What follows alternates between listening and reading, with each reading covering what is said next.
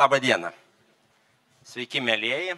Good Sveiki, morning. energetikos veteranai, Good jauni morning, energetikai, colleagues and jaunieji veterans energetikai, in mano energy kolegos and bendradarbiai, energy akcininkai, specialists, holdingo old atstovai. energy specialists, representatives Sveiki of, atvykę į the holding, Lietuvos shareholders, my energetikos colleagues. stuburo vardu Welcome Litgrid to the public report to the Society of Litgrid. I am Giedrius Krasokas and I am the moderator of this event. We will hear a few presentations.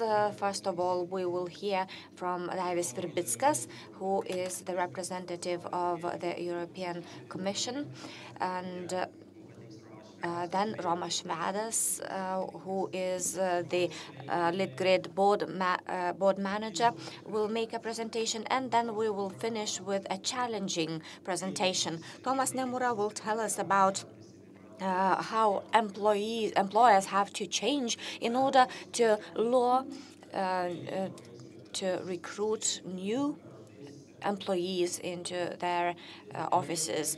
And afterwards, we will round up the event with very nice lunch. Many people are observing us over the broadcast YouTube, and therefore, without further ado, I would like to give the floor to Daivis Virbickas, who will report to the society. Good morning. Thank you for very nice introduction. I would like to welcome everybody. Among our guests, we have not only young energy specialists, but also very experienced ones, the previous parliament members, and so on. This is very big responsibility. And if I make mistakes, I might be rebuked. My presentation will be about the past, but without knowing the past, without knowing your history, you won't be able to predict your future. Romas Švedas will tell you about the future in the world, and Tomas Nemura will tell you about the future of our generations. Okay, let's start with what we do. We are reporting to the public for the 5th time. What has Litgrid done and achieved? Our mission is reliable and quality transfer of electricity in our market with the creation of the value. Whatever we do, it has to create the value to the public, and I will try to illustrate that. During for the few decades ahead, we have the vision to be the smartest in Europe. We won't have the power and we won't have the money because we are a small state, but we do have our heads, our brains, and we will try to be the smartest country. Litgrid has the employees whose the average age is 42 years. And it's not quite an old age. I hear young people from the audience saying that you are old, but believe me, when you get 42 years old, you won't believe that you are old. The average length of service of our employees is 12 years. We have 27% of women among us, but this ratio is increasing. Previously, it used to be 27. As regards our qualifications, we have PhDs, only 8, of course, but this only, taking the bare numbers, that isn't so bad, because you have to remember how much work you have to put into getting the PhD. As regards the value to our shareholders, we have 5,456 shareholders, 2.5%. That 2.5% are small shareholders, and EPSO-G is the major shareholder. Our capital accounted for 354 million, and as of the beginning of our existence, we have paid 189 million in dividends. The price of our shares and the turnover is just the same as in other stock exchanges. Now, regarding our financial indicators, our profit was the usual one, 9.6, because and this is the usual profit because the previous profit with 17 million was an exclusive situation because we had finished exclusive projects. As regards the future, the basic scenario is going to be the same as in 2017, around 9 million. We are a monopoly, we are regulated, and we always have to respond to one question. If we raise the question whether this is too much or too big, we have the answer. We have to earn the necessary amount in order to complete the major European projects. In 2015, we had extraordinary investments, 208 million, and now we are going to the previous rhythm, 30 to 40 million, and this ensures the maintenance, the coverage of maintenance costs and other routine things. The depreciation is a very ordinary matter. In the Soviet periods, many substations have been were built, and now we have a strategy to ensure their maintenance.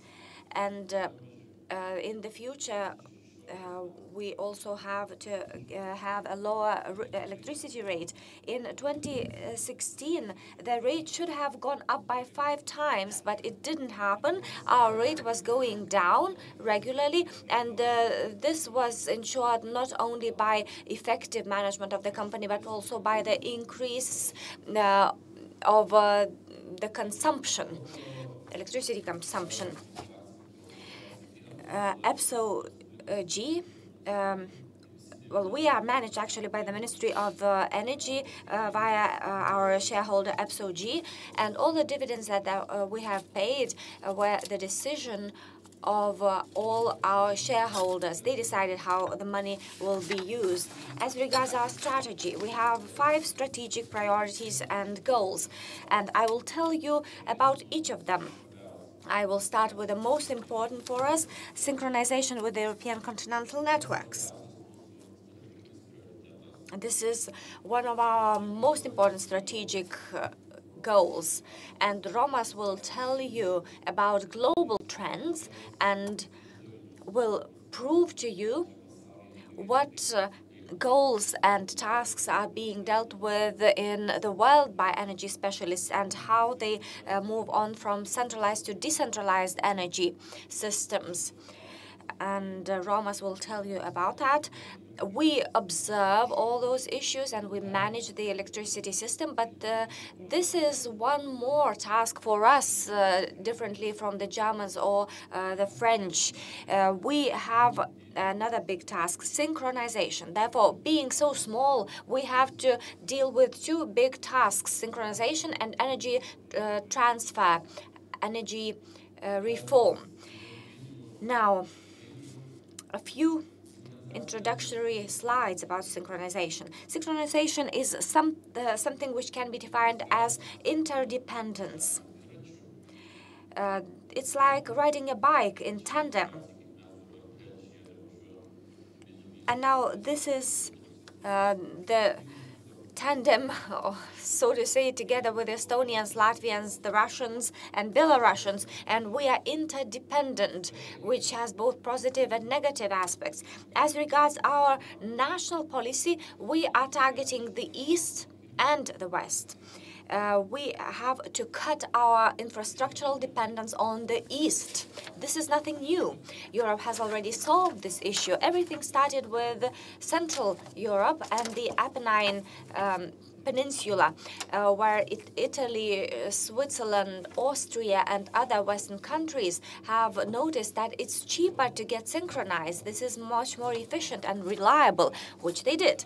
In 1958, after 7 years of a lot of efforts, they completed that, and then the Pyreneans joined them, that is Spain, Portugal, and then the Visegrad countries, when they got free of the Eastern Bloc, also joined them, that is Poland, Romania, Bulgaria, and the Czech Republic, and Turkey joined the last one. We are still lagging behind. What will that what will that give us? That will allow us to develop our infrastructure together with the West, and that will ensure our security and the continuity of our strategies. Try to imagine that you are a global holding, an investor, and you want to invest in Lithuania, and energy supply, electricity supply is very important for you because your industry consumes a lot of energy. Therefore, you ask the question to our analysts, how does functioning of electricity supply happen in Lithuania? Therefore, analysts will start looking for data. Do you have bottlenecks? Do you have disturbances? Is it frequent? Is it rare? What about power, capacity, and so on? The analysts will have to make a lot of effort because historically the data is not transparent. And we don't have a lot of data because we are still related to the former Soviet Union and Belarus, and it is risky. And if an analyst analyzes Poland, he sees that everything is the same as in Germany, the same frequency, the same power, and then he gives the great green light. Therefore, it is very important for the economy to have the infrastructure which would be dependent on those countries which are politically related and also which are members of NATO. What projects are we implementing? In the Western Lithuanian network, we have to prepare the infrastructure for the interconnections with the Karaliaučius. We need to have the synchronous interconnection with the Alytus substation. Then we have the Northern Lithuania network optimization contract, and production. Electricity generation is also very important, because if there's no power generation, what are the electricity grids useful for? Only for drying your laundry. If electricity is not generated, the grid is just a piece of iron. Therefore, generation is extremely important. As regards the network projects, northeastern synchronization, we need to do that in order to save the costs of our consumers. It will help to save them by 12 times. And we are also preparing the scheme of the disconnection from Belarus. This would allow to do that very quickly without interrupting the transit between Lithuania and Latvia. Eastern Lithuanian border, we have partnership with ESO, and we are very thankful to them because the Lithuanian consumers will help us, will save 19 million in costs. How come 19 million? Now we have many local electricity networks with Belarus, and these are not 30 kilovolt networks, but local ones. They will be disconnected. In order to restore high voltage networks, this is very expensive.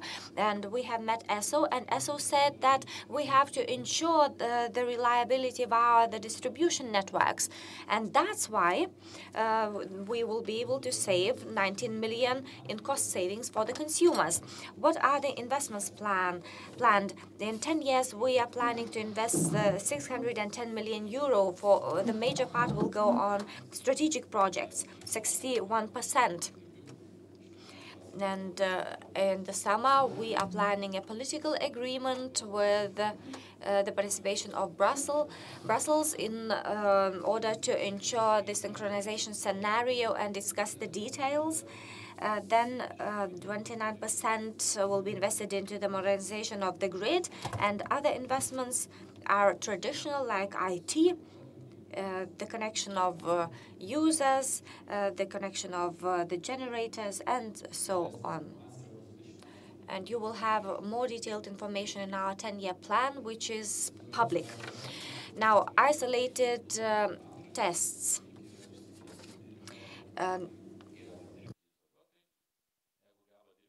We have to ensure whether the generators are able to work synchronously. If you are flexible, that is in isolation, if you are flexible enough to be able to operate in isolation, you will be accepted by any other network. If you can't do that, you have to demonstrate that you are ready to improve. And we are planning to do that in June. The tests will last for 18 hours, and we will be able to test this together with the Latvians and Estonians. Why do we need it? Because there are always disturbances, like in any other area. For instance, if you have to brake very suddenly while driving a car in order to avoid an accident. It's the same in the electricity grid. We all will come back home and will turn on our electricity appliances. The demand will increase. The lightning will strike a line, and it will be disconnected, and there will be a disturbance, but the system has to withstand that.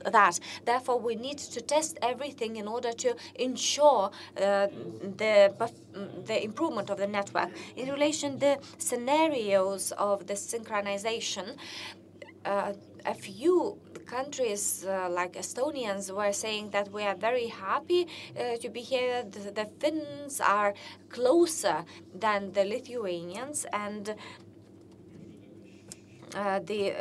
Finland is approximately 80 kilometers away from Estonia, but in order you need to reach Lithuania, you need to drive a car for approximately 600 kilometers to Estonia.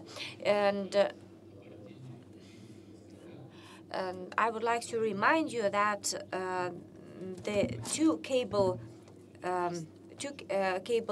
lines at the moment can transfer 2,400 megawatts.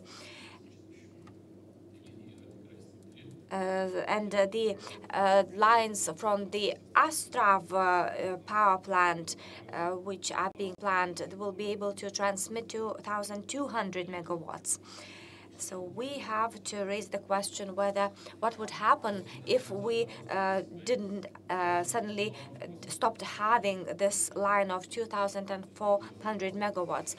Sometimes people think that if we synchronize our systems, we will be able to go on a long holiday. No, it won't happen, because as soon as we get synchronized with Poland, we will start our new life together with Poland. We will have to have new studies and tests. Do we have to enhance this line? Do we have to expand it? Do we have to improve its management? I will remind you the afterwar, the post-war period, when we built the first connection with Latvia, between Chile and Latvia. Then the common life started, and maybe we'll be able to expand Litpoling 2 or 3, and this is the question for the future. It will depend on many other circumstances. The European market and its liberalization. Our objective is to increase competition. The bigger the choice for the consumers, the more possibilities for the business. What will it look like? Let's compare 2015 with 2017. In 2015, we could choose from two sources only that is from the north with Latvia and Estonia, and from the third countries. Now we have a choice, a wider choice: Sweden, Latvia, Finland, Poland. Of course, the Polish part is not the Polish share is not big, but this is what the consumers have chosen. This is the problem of the flow, and the consumers have chosen Sweden, non-EU, and Latvia, Estonia, and Finland. If Poland is more accessible, the choices will change. This only shows that Lithuania is cheaper than Poland. What do the prices look like? Some say that the prices are too high, some say that it's too low. It's not correct to raise such a question whether it's big or low. The essence is the difference of prices. Why? Because the Lithuanian business paying for electricity more than businesses in Latvia, Estonia, or Sweden cannot compete under the same conditions when selling their products. If a Swede pays a lot and I pay a lot, and we trade in the same market, we have equal and fair conditions. For instance, all of us use diesel or petrol, and let's remember 2000, the prices that dominated in 2000. Today, it was the prices look much higher, but we still have a better competitive advantage to compare us with somebody else. But the prices are going down. I have an example. Yesterday, we have a record, 15 euro instead of the usual 35. This is just an example that when we have a perfect conditions for electricity in the electricity market, the consumers will use them. And in some cases, during some hours, the electricity costs only a few euros, and it doesn't happen in an hour. It happens over a long period of time. The market has to get used to the new conditions. The market appeared in 2011, if I remember correctly. And my colleagues could correct me if I'm wrong, but I think it's 2011.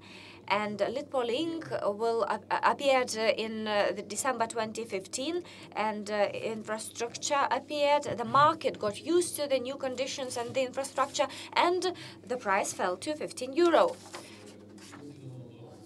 How beneficial is that? Was it did it generate any value? Well, we did have costs and value. The general overall result from the beginning of the interconnections is 69 million euro for everyone. It's not per person, but it's the total amount which the Lithuanian consumers paid less for electricity. In industries paid less at once if they had contracts where the price depended on the stock exchange price, and the consumers pay less by 70%. And the Lithuanian business paid by 69 million euro less in various forms. And we hope that we will have the same this year, although we will be repairing Nordbalt. Another way to save costs, the balancing market. If you cannot forecast how much electricity you have to order and buy, then you have to balance. We have expanded our networks into the Baltic countries. We have been able to save 4 million euro. During the first quarter, we have saved 1.1 million euro, and our forecast for the whole year is 4 million euro, irrespectively of the electricity supply. supplier. What do businesses and industries have to do? They have to take their contracts and go to electricity suppliers and negotiate for better prices. Now, what are the trends, the Lithuanian trends? What is our place in Europe? These are the last data available for us, which I want to share. This is Lithuania, and according to that, we can decide whether we are big. The consumption of electricity per resident, we are at the end. I cannot compare ourselves with Iceland, where they are probably heating roads by electricity.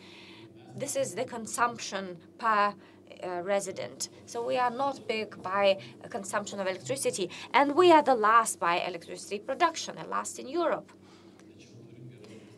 But we do have good prospects. What are the trends of electricity production and consumption? Our energy consumption is growing the fastest in Europe if we do not consider Cyprus, which is a miniature country, and even a small trigger generates big differences. So irrespectively of Cyprus, we are the first by the growth of consumption of electricity. We do not have good statistical data in relation to production. We are almost the last. We are after Luxembourg by production. But these are statistical data. And we are putting all efforts in order to change that figure, and this should change in the future. The demand for electricity is now growing because now we're using renewables, and those who use renewables say that we don't need a network, you only should give us the reserve when we need electricity. And this slide represents the momentous or the spot needs of electricity, and we stand third, superseded only by Cyprus, UK, Lithuania, Austria, Luxembourg, Norway. That means that our momentous or spot energy consumption is growing. So I can only say that in the first quarter of this year, we have almost reached 2,000 megawatts, 1,999 megawatts, which is a couple of hundred of megawatts more compared to the last year. So how shall I respond to the question if the demand for electricity is going to increase? Of course, naturally, it is going to increase. We do not have any appliances, household appliances, which are not dependent on electricity. Even the lawnmower is using electricity. The only question remains how we're going to produce the energy. Are we using solar panels or are we using renewables? So it may well be that we're going to purchase lower volumes of electricity centrally. But in terms of the overall consumption pattern, it is going to remain high. What are the changes in production capacities? Well, just to make sure that we do not sleep on our laurels, and so here we see that we are we're taking the last place in terms of the infrastructure development. So it means that we do have to make much better. And there are a number of countries which have introduced many more production capacities compared to the ones of the shutdown capacities. The EU average, as you see, is also a negative average, if I'm not mistaken. Sorry, I couldn't read it from the slide. It's not EU average, it's Spain, which is has a negative balance. So it is only to illustrate that the tendency to increase capacity infrastructure in Lithuania is the right one. We're expanding our market eastwards, and the key message here is that we have covered, we're extending our network to the Baltic countries, to the Nordic countries, and it all resulted in lower prices. Now, our ultimate destination point is Europe, because we do expect a much better competition here, and we will be able to share the results once we have them. Now moving on to innovative and sustainable development. Well, mainly the key message here evolves around the network. And let's start from the network. We have 7,200 kilometers of high voltage power lines. We have HVDC technologies. We're just making the initial steps. We have 15 interconnections, international interconnections. So according to the statistics, which we can see on this diagram, that the number of outages is both much lower in terms of the megawatts lost or in the duration of outages that lasted. So apparently some resolute action was taken back in 2007, and now the problem caused by outages has been tempered and has been put on, has been controlled. In terms of electricity consumption, I have already talked about it.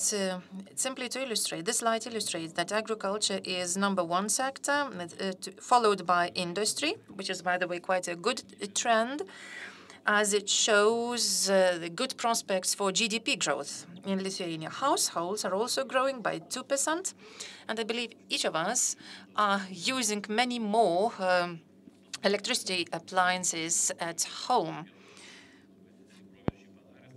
And most probably we have many more domestic appliances which are run on electricity. Well, just a couple of TV sets in every household, just as a very practical example. Well, in the past, one TV set was a standard. In the service sector, 1.8% is also on the increase, so we are ready for a much faster growth. You see, in 1990, which is the first date the electricity network could consume over 6 terawatts in energies, whereas now we have up to 4. So I would like to encourage you to go and build your factories, and we will be able to ensure electricity supply to your facilities. Rest assured of that. We stand #2 in the region. Our nearest competitor is Denmark. Their network is most reliable grid in terms of the outages or non-delivered, non-supplied electricity compared to the levels consumed. So we stand second in terms of reliability of our grid, and we're very proud of that. Hopefully, we will continue with this trend in the future. By the way, have you ever heard about anything about Estonia in terms of reliability? Everybody says that Estonians like to boast a lot. Well, I think that they are not boasting, they are just rather talkative. So this slide illustrates that we are much far ahead of Estonians and Swedes. So you have to be very clever, nevertheless, and not to sleep on your laurels. Moving on to reliability of interconnections. These are completely new interconnections. Our engineers were looking into the reference books, in the textbooks, and now they're running in practice. Litpol link permeability is 99%. Nordbolt availability in 2017 was 84%. So we initiated negotiations, VVB, and we updated our maintenance services. And in the first quarter, luckily, our efforts brought fruit. The reliability of Nordbolt interconnector has improved from 84 to 94.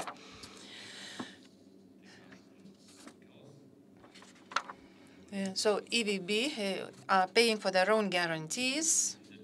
And this is going to be quite a major upheaval for the market because it is preparing itself. All of a sudden, you'll have to live without the Nordbolt for some time.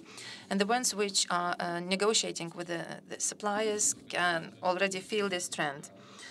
Development of modern organization, I wanted once again to demonstrate where our development is based on. These are the people mainly, and if it hadn't been for the people, we wouldn't be able to achieve that much. By the way, the pictures have been selected just accidentally. We couldn't have placed all the highly skilled experts working in our team. I'm very proud of all of them. So what could we give to our staff? We have introduced a collective agreement. We have a new trade union after the adoption of the most recent update of the labor code. Our trade union is very active, is looking into the best ways possible to improve the working conditions. The newest update of the collective agreement was signed on the 20th of February. We try to ensure a very fair and transparent remuneration policy, and we publish remuneration policy to the extent that is required by the law on the scale of the entire group. We attach a lot of attention to families. We introduce additional days off for family matters. We also provide support in the moments of grief or joy, such as funerals or marriages, birth of a child, etc. And we also allocate resources for team-building events as well. So we have a continuous dialogue, and I do expect that after 1 year with this collective agreement, we will have many more ideas from both sides how to improve our further cooperation. We are cooperating with universities. Our ties with Kaunas University of Technology have become already historic. That's the word we use.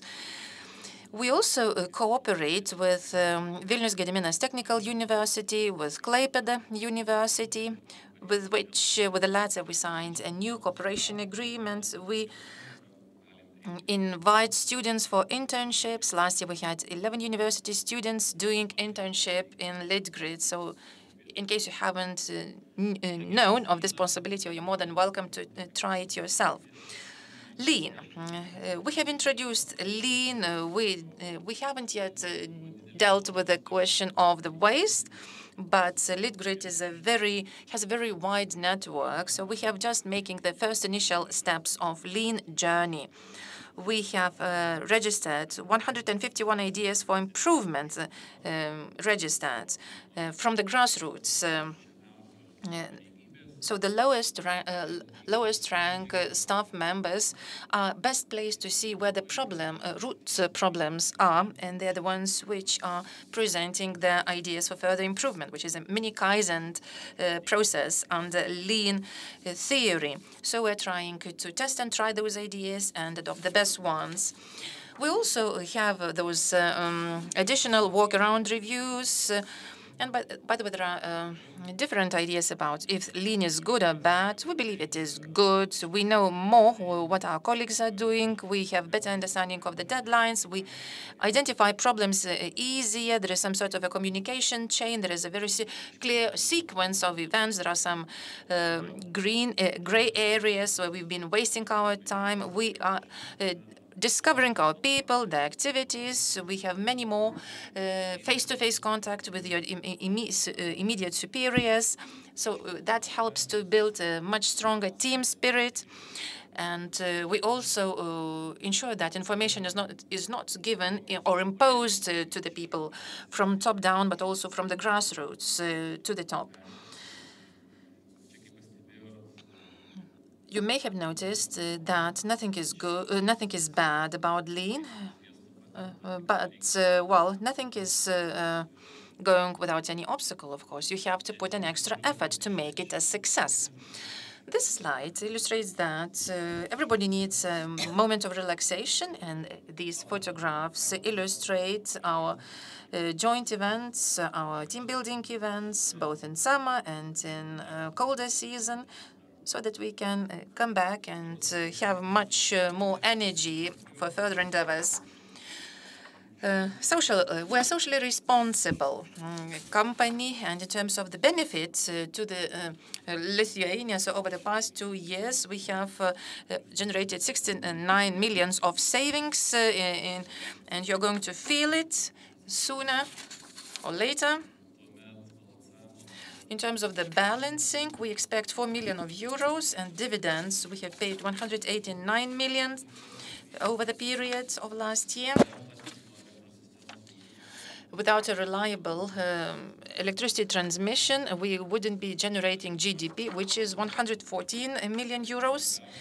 And most importantly, which is felt by each of us, is that we can ensure comfort and security of energy supplies to all people.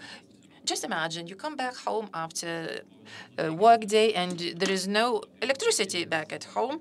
So after nagging each other what is good or bad about the working day, and all of a sudden you have to deal with household issues or household chores, and if suddenly this outage continued until Monday, then it may well be that a number of kids would skip school on Mondays, so there could be a much worse scenario. If you want to learn more what it could all mean, I'm going to promote a short booklet, which is called a Blackout, written by a person who is not an engineer, who is not a technocrat. And he wrote a small book about what it means to have a blackout. By the way, I don't know if it is available in Lithuanian bookstores, but at least you can order it online. It has been published both in English and French. And this book says what it means to be cut off electricity and to be pushed from your comfort zone. Now, moving on to responsibility and social responsibility. We are a socially responsible company. We want to make our business sustainable. We are trying to minimize environmental impact, which is being done by our infrastructure. And in this, it is quite a difference if you have a line or you do not have a line. We try to respect people and local communities. We are cooperating quite a lot with them. We are reinforcing our dialogue with contractors, especially in the area of supplies. We are seeking to get as much information in English as possible. We are making and organizing meetings with local international contractors. We want to be transparent and cooperative so that we are appreciated by everybody, so that contractors could be proud of them and we could be proud of them as well. We attach a lot of attention to the occupational safety. And just to illustrate a number of these occupational safety items, such as safety helmets, safety jackets, and safety ropes, etc. And here again, to illustrate that a person is working at the height of 20 meters, maybe 30 meters, on a pole, you see fixing some problem, and he doesn't wear any outfit, just with a helmet, and this person is standing, just on this box, and of course we do not allow such things to happen. Unfortunately, some of the contractors pretend to be daredevils and they do whatever they want, but we try to ensure that they do comply with the occupational safety standards. Again, another illustration of fencing. Well, on the left-hand side, you should understand that this is a dangerous zone, but as you see, the fencing has some cracks in between, or a person is not wearing any helmet in the second photo on the right. So I think it is only a matter of a second, like an accident is just minutes away. And this is the reason why we are organizing annual trainings, both technical and organizational training. We are distributing video training material. We're using YouTube platform as well as other communication networks. We are attaching posters on the in workplaces, just to make sure that occupational safety and security is not compromised. Moving on to society awareness raising, what it means to work and to live in the protection zones, in high voltage protection zones. And by the way, we have not invented these requirements. This is a technical standard. Anything may happen. A lightning may strike. A tree may fall on these lines. So every time we are measuring magnetic fields, and you can find this information on our internet website, and you can see what are the electromagnetic fields depending on the location you live, because in this way we try to be as open as possible and to bridge the information gap, because any lack of information brings about fears. Sveiki. Truputį pavėlavau, čia aš pagal skelbimą, suprantat? Man taip... Problemos? Jo, problemį. I came here because I saw your advertisement. You know, I have lost my friend. It's quite a problem. Do you know that? Yes, I know that. Okay, let's go and look for him.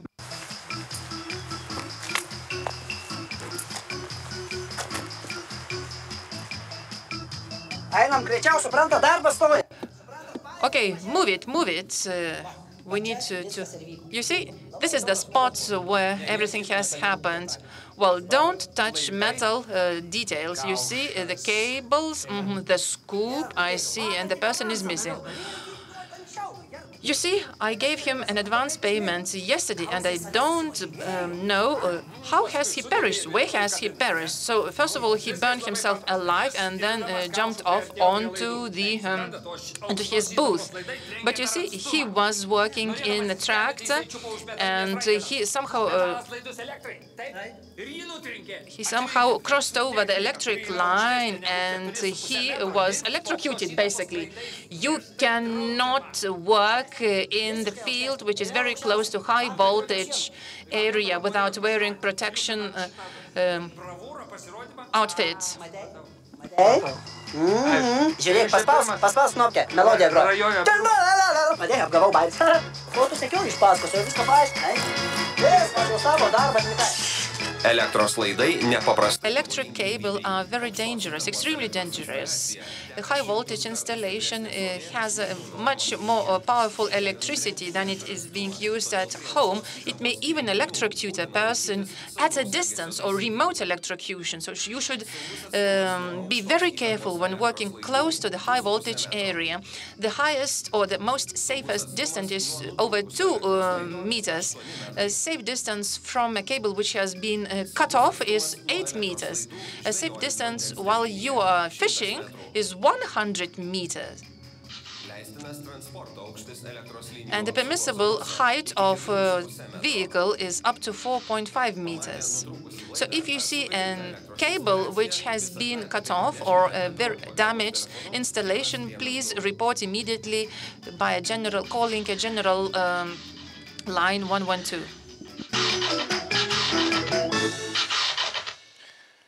Tai šitie mūsų video jau yra 5. So all in all, we have developed 5 videos which are very most highly successful communication tools. Everybody understands them, both fishermen and farmers and anybody. And we have different videos ran for different categories of people. By the way, these actors were not just joking.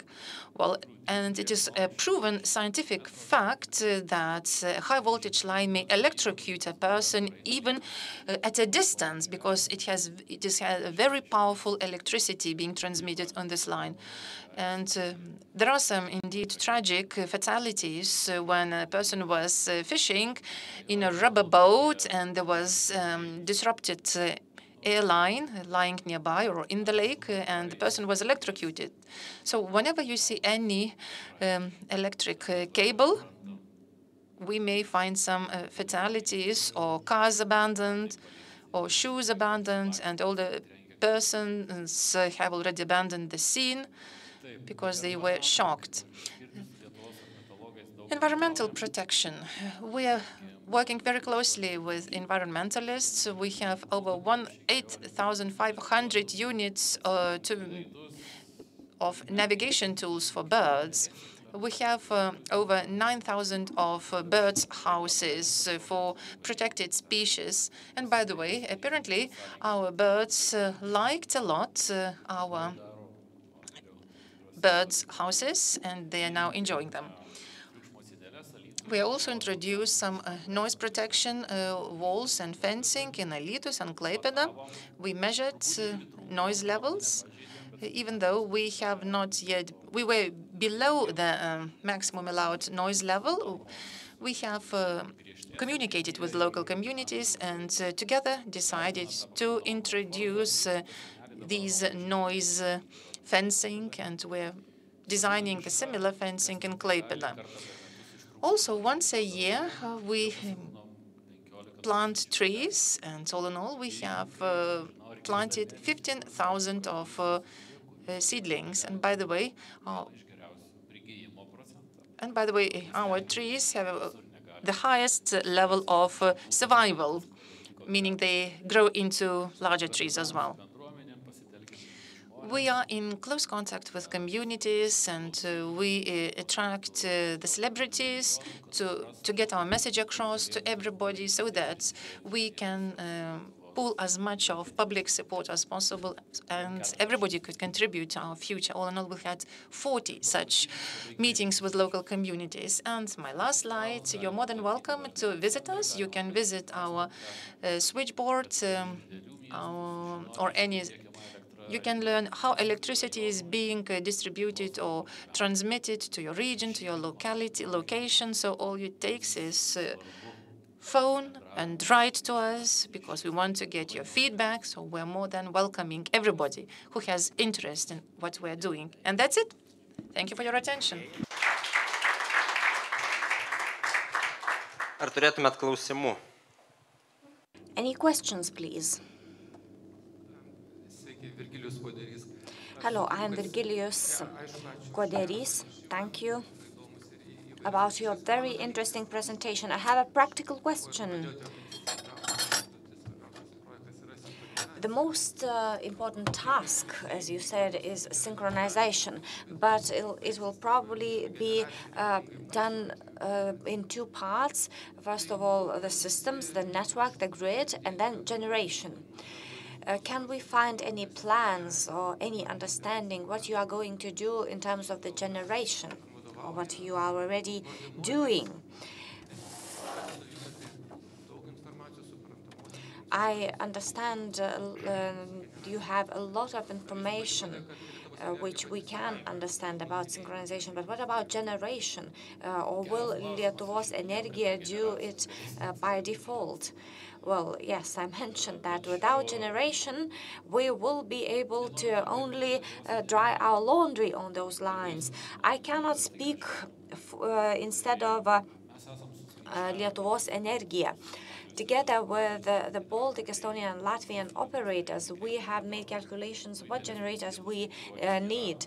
And we suggest that we have a quick hydro power plant. Kruonis would be the best place for that. And we think that Kruonis will not have the water forever, and that's why it will have to be replaced by a gas unit. Why gas? Gas is the most accessible and the best fuel type in Lithuania. We do not extract any other fossil fuel, and that's why gas. We are not thinking about a nuclear power plant because it's not even included in our strategy. Then as regards the other fuel types, renewables will be there, but they are not reliable. For instance, the wind doesn't blow every day. What happened to this information? It was publicized, and I know that the ministry started initiating the means to ensure those powers. I could only point at Poland. Poland organized an auction. We need the following number of that power, that amount of power for 5 years, and everybody could provide a bid. And they said that the bidders could offer how much power they can provide during the 5 current years. And they have received the bids on 9.8 gigawatt, and all of them were based on gas. Poland still extracts coal. So this is a question. Nobody is offering coal. Maybe this is a revolution. I don't know what Lietuvos Energija does. I don't have the official information, but I know that the Ministry of Energy is preparing the environment for such an auction, and we have an objective to have the generators built by 2025. And I can't talk instead of somebody else. And I will leave part of the questions to be answered by those responsible for that area. Any other questions? Don't be shy. I know my manager Davis very well, so the more challenging the question, the more provoking one, the better for the manager.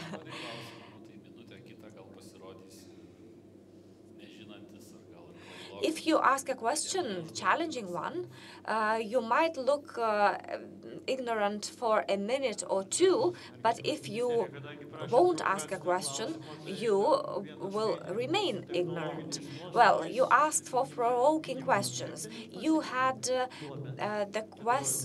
slide about the pit in 2014 when you experienced technological losses and the consumption. That was the slide about the consumption of energy and industry. How did you manage to have the losses at zero? In 2013, you mean? And this is a mistake. Thank you for noticing it. This is the mistake of Excel. Well, of course, Excel was right, but probably someone, when drafting this graph, just indicated that it was zero. But it doesn't happen. If we could achieve such a figure, we could have a patent on that for perpetuum mobile. Do you have any other similar questions?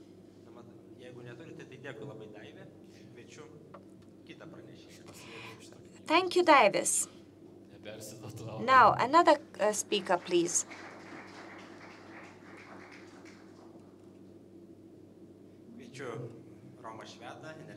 Romas Švedas, an energy expert, the former Litgrid board manager, who will review the global energy trends.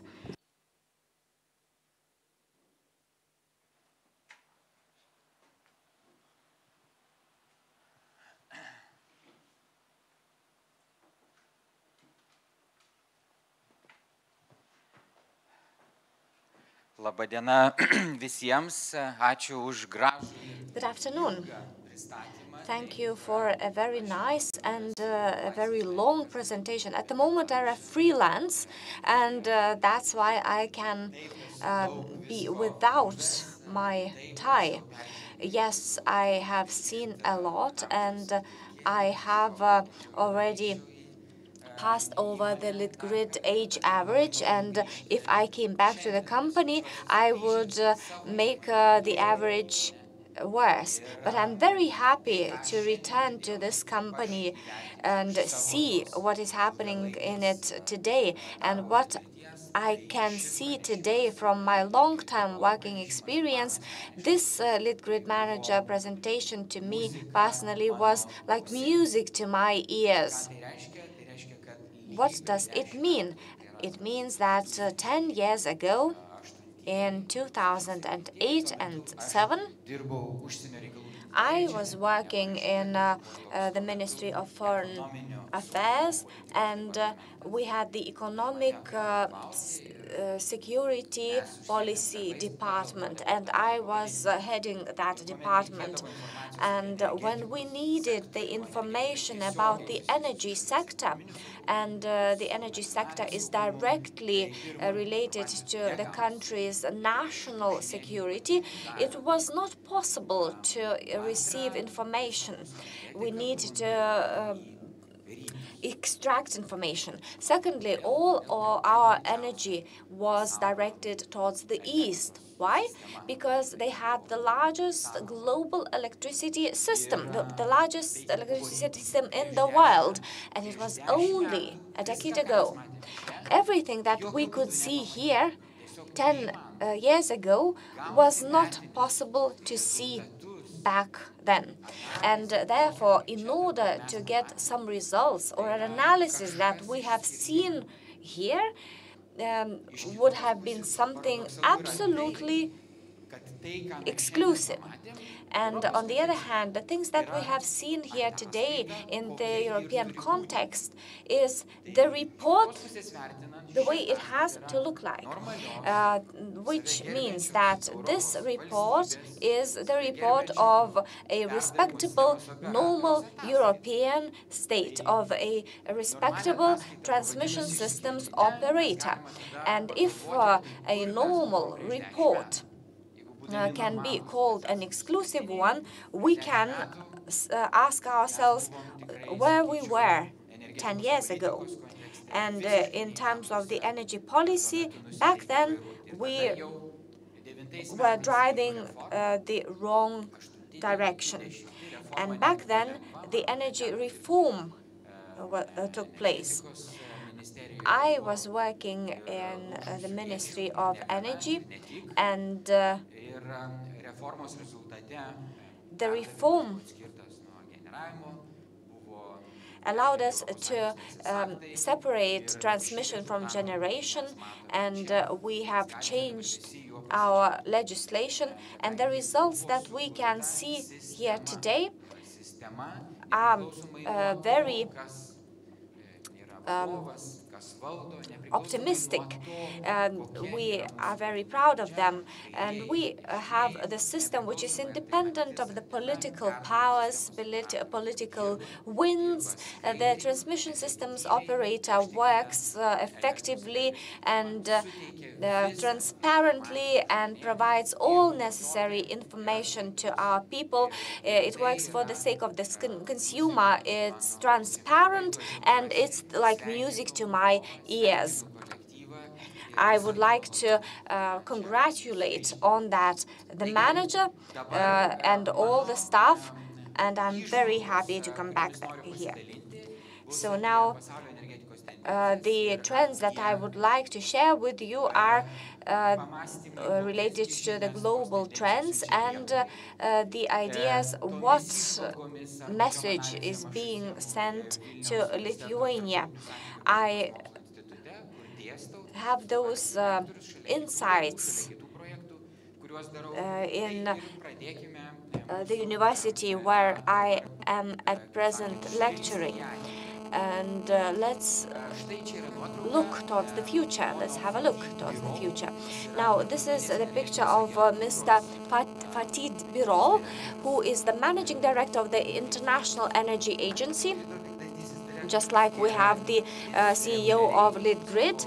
And together with his agency that he manages, which is the most reputable energy agency in its area, presents the annual energy reviews and looks towards the future. So what shall I do? You cannot be a prophet in your own country. Therefore, it will be not me who will be telling you what the International Energy Agency does, but I will tell you what the International Energy Agency thinks what the global trends are by 2020. And then we will discuss on what impact it will have on Lithuania, what message they are saying to Lithuania. This is what I will show you from Mr. Fatih Birol presentation. He does those presentations every year, and he did this presentation in January, then he updates them in February, and so on. This is quite fresh. So,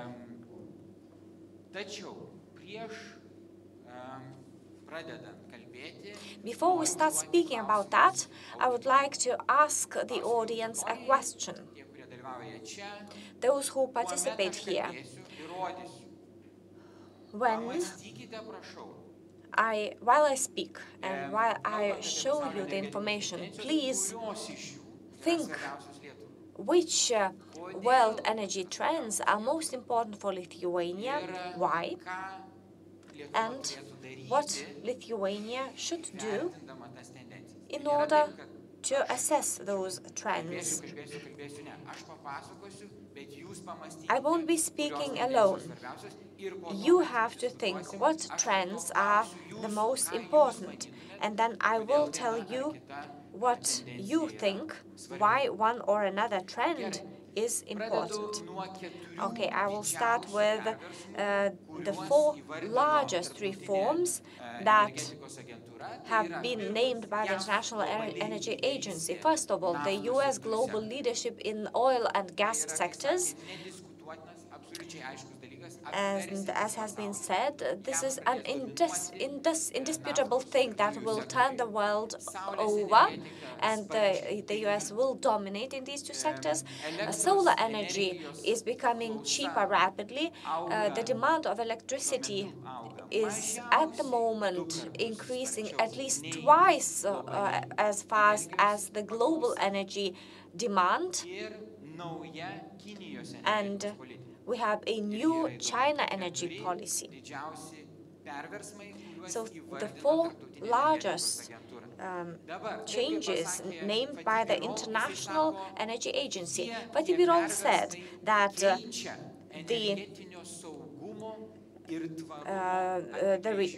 these changes will change the definition of energy security and sustainability. And we now understand differently how we can ensure safe energy supply. No country will avoid that, and no government, industry, or people can have the luxury to ignore those changes and not to react to their impact. These are very strong words. You will probably see in this slide the global demand for energy and how it changes. The main trend is that the largest energy user in the world was China, and what is changing now? India is becoming the largest global consumer of energy. This is the biggest change, and as you see, energy consumption in Europe will decrease, in the US too. And India will become the leader in the consumption of global energy. Now, biofuel types. This is coal. From 19 to 2016, the increase of coal consumption was like that. From 16 to 40, it is forecast what it is going to be like in the coming 20 years.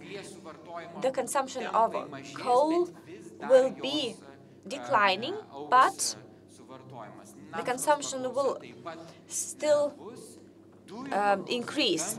The demand for natural gas during the coming 24 years will increase. To compare it with the previous 15 years. And we also have the so-called low carbon communities. But this also involves nuclear power plants. The largest global challenge is global warming, because the governments have undertaken commitments, but they are not implementing them. And as we know that the US under President Trump have stated that they are leaving the Paris Agreement, which is very sad news for the whole world. Why? Because America is the global leader, and if the leader says that I'm not interested and I'm leaving, why should everyone else implement their obligations? And I will remind you that all global countries, so all world countries, have undertaken the Paris commitments to fight CO2 emission. So what do we have to do first? First of all, we need to reduce the share of coal and oil. And gas is more environmentally friendly than oil and coal. And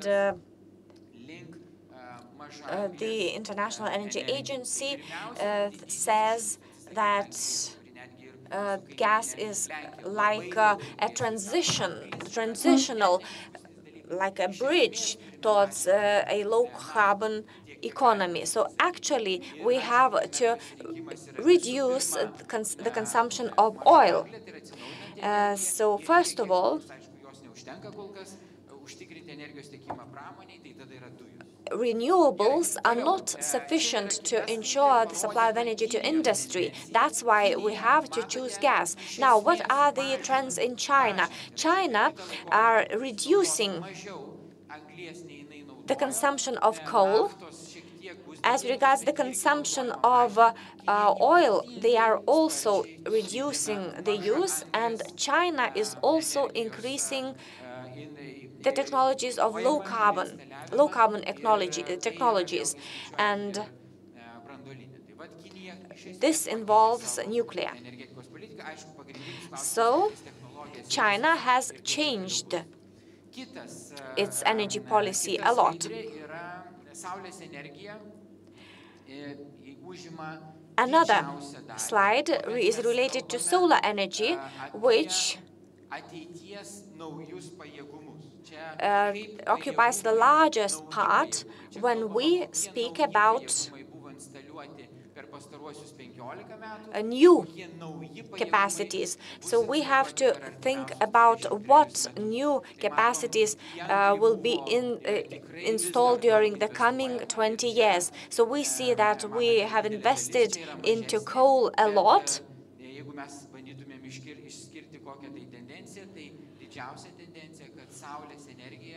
And the biggest trend is that the solar energy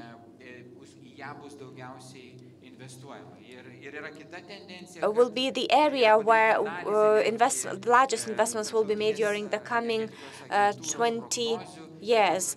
We have the analysis of and the forecast of the International Energy Agency, and they say that the renewable energy sources are expanding even more than the forecasts say. Now, what is the future? The future is electrification. And electricity is a very convenient energy type. For instance, we plug an appliance into an electric socket, and we can use the appliance for various purposes. The increase of the generation of electricity is huge. From 2016 to 2040, you see that the increase is immense. So the conclusion is that electricity consumption is increasing rapidly. And let's analyze the share of India. The growth of India will equal the growth of the whole European Union at the moment. Where we will need energy most in our industries. First of all, for cooling, because cooling requires more electricity than heating. And we also will need electricity for electric cars. So the conclusion is we need more and more and more electricity. This is a big signal for Litgrid. In what way shall we use electricity, and what will its relationship be with the fossil fuel? This is the statistics of electric cars. In 2016, there were approximately 2 million electric cars, maybe more. And we have the total number of cars, which equals 1 billion. By 2040, the number of electric cars will amount to 300 million. And China will have the largest share, and the EU is second after China. This is a huge increase. What impact will it have on the need for oil?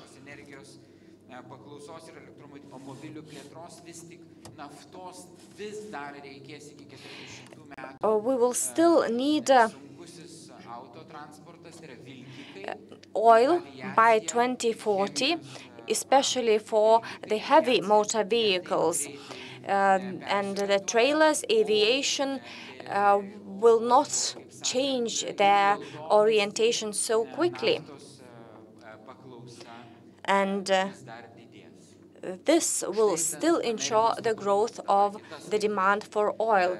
What is the miracle of America?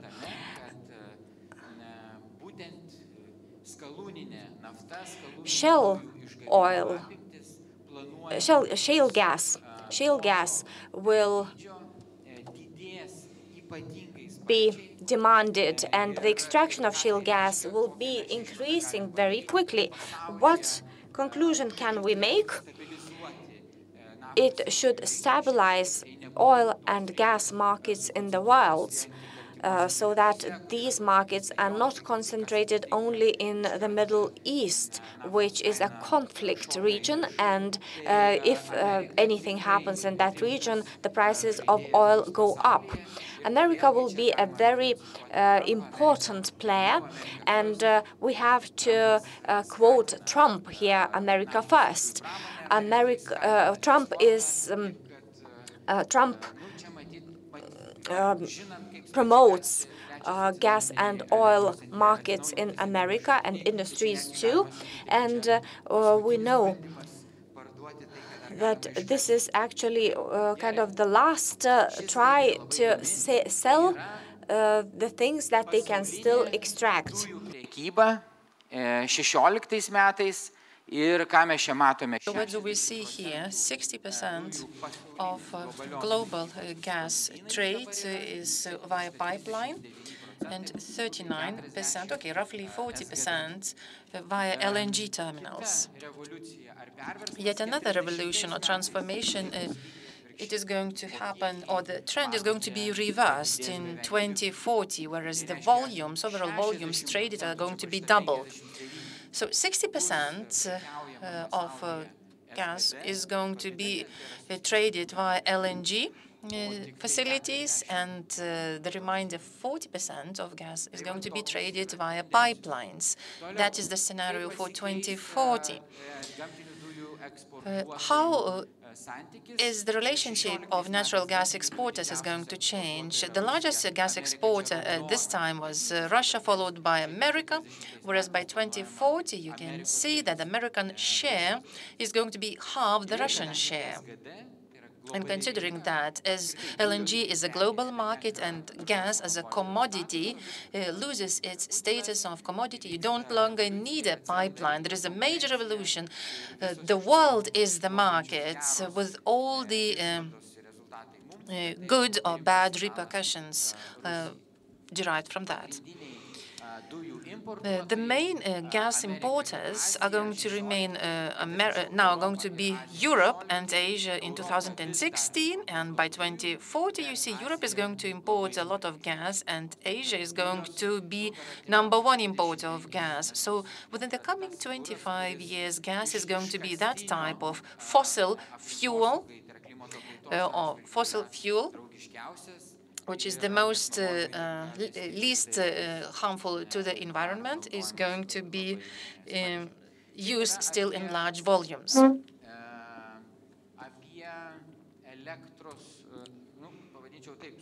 My next slide is about access to electricity. And this slide is very much linked with Litgrid's presentation. Overall, globally, is 1.2 billion of population which are cut off electricity, or they do not have any genuine access to electricity. This is an official statistics from the Global Energy Agency. And this is quite a global problem which needs immediate solution. In particular, this problem is acute in India. And a number of African countries are also part of this problem. Moving on to climate change now. This is the area in which I mean the whole world, has to ensure that CO2 emissions have to be reduced, because for now it has been increasing. Unfortunately, energy accounts for half of all CO2 emissions. So this is climate change is a very relevant topic for those in energy field. So we might be looking into different scenarios, the worst case or the best case scenarios that could have the best impact on combating climate change. I don't believe we are going to achieve the targets that have been agreed upon under the Paris Convention. Unfortunately, we are not fulfilling our promises. We are not fulfilling our commitments. And the contemporary policies are now on the edge of missing the balance. And I think that it's a couple of years that have passed after Paris Convention, which is going to be reviewed and reanalyzed in modern light. But I believe that so far the target achievements are below the foreseen commitments. Moving on to renewables, to make sure that our air is fresher, so that we have better access to electricity, and so that we could combat climate change. In order to make all these to happen, by 2040, we should have roughly over 9,100 of electric vehicles. Our energy efficiency should be twice as of the current level. There should be solar panels installed capacity of 3,200 megawatt capacity. And the last segment, 580 megawatts, which is for the gas consumption, and it allows to get rid of carbon and other fossil fuels. According to the International Energy Agency, the main conclusion it draws is that the America's role in oil and gas sector has to be redefined. A second important aspect, the way it is written here, the universality of natural gas, meaning that gas can be put to multiple uses. It may have a major place in the overall global energy balance.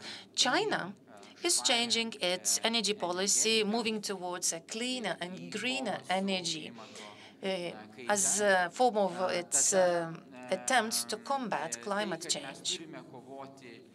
We also have to combat or to mitigate climate change, and we have to deliver on our promises in the form of Paris Convention commitments. And the last conclusion by the International Energy Agency is electrification and digitalization, meaning basically this is a message for Litgrid, namely it means that the energy consumption or the need for electricity is going to only to increase, and one way to carry this forward is through digitalization.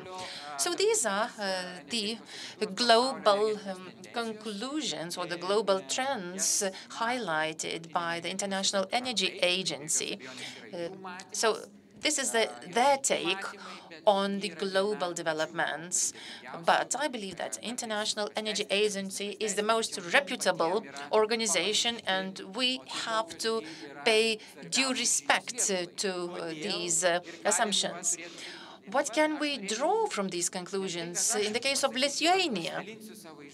Allow me to share my insights as well, but I would like to pass the ball over to you, to the audience. So what is the key message for Lithuania? Do you believe it should be what Lithuania shall do?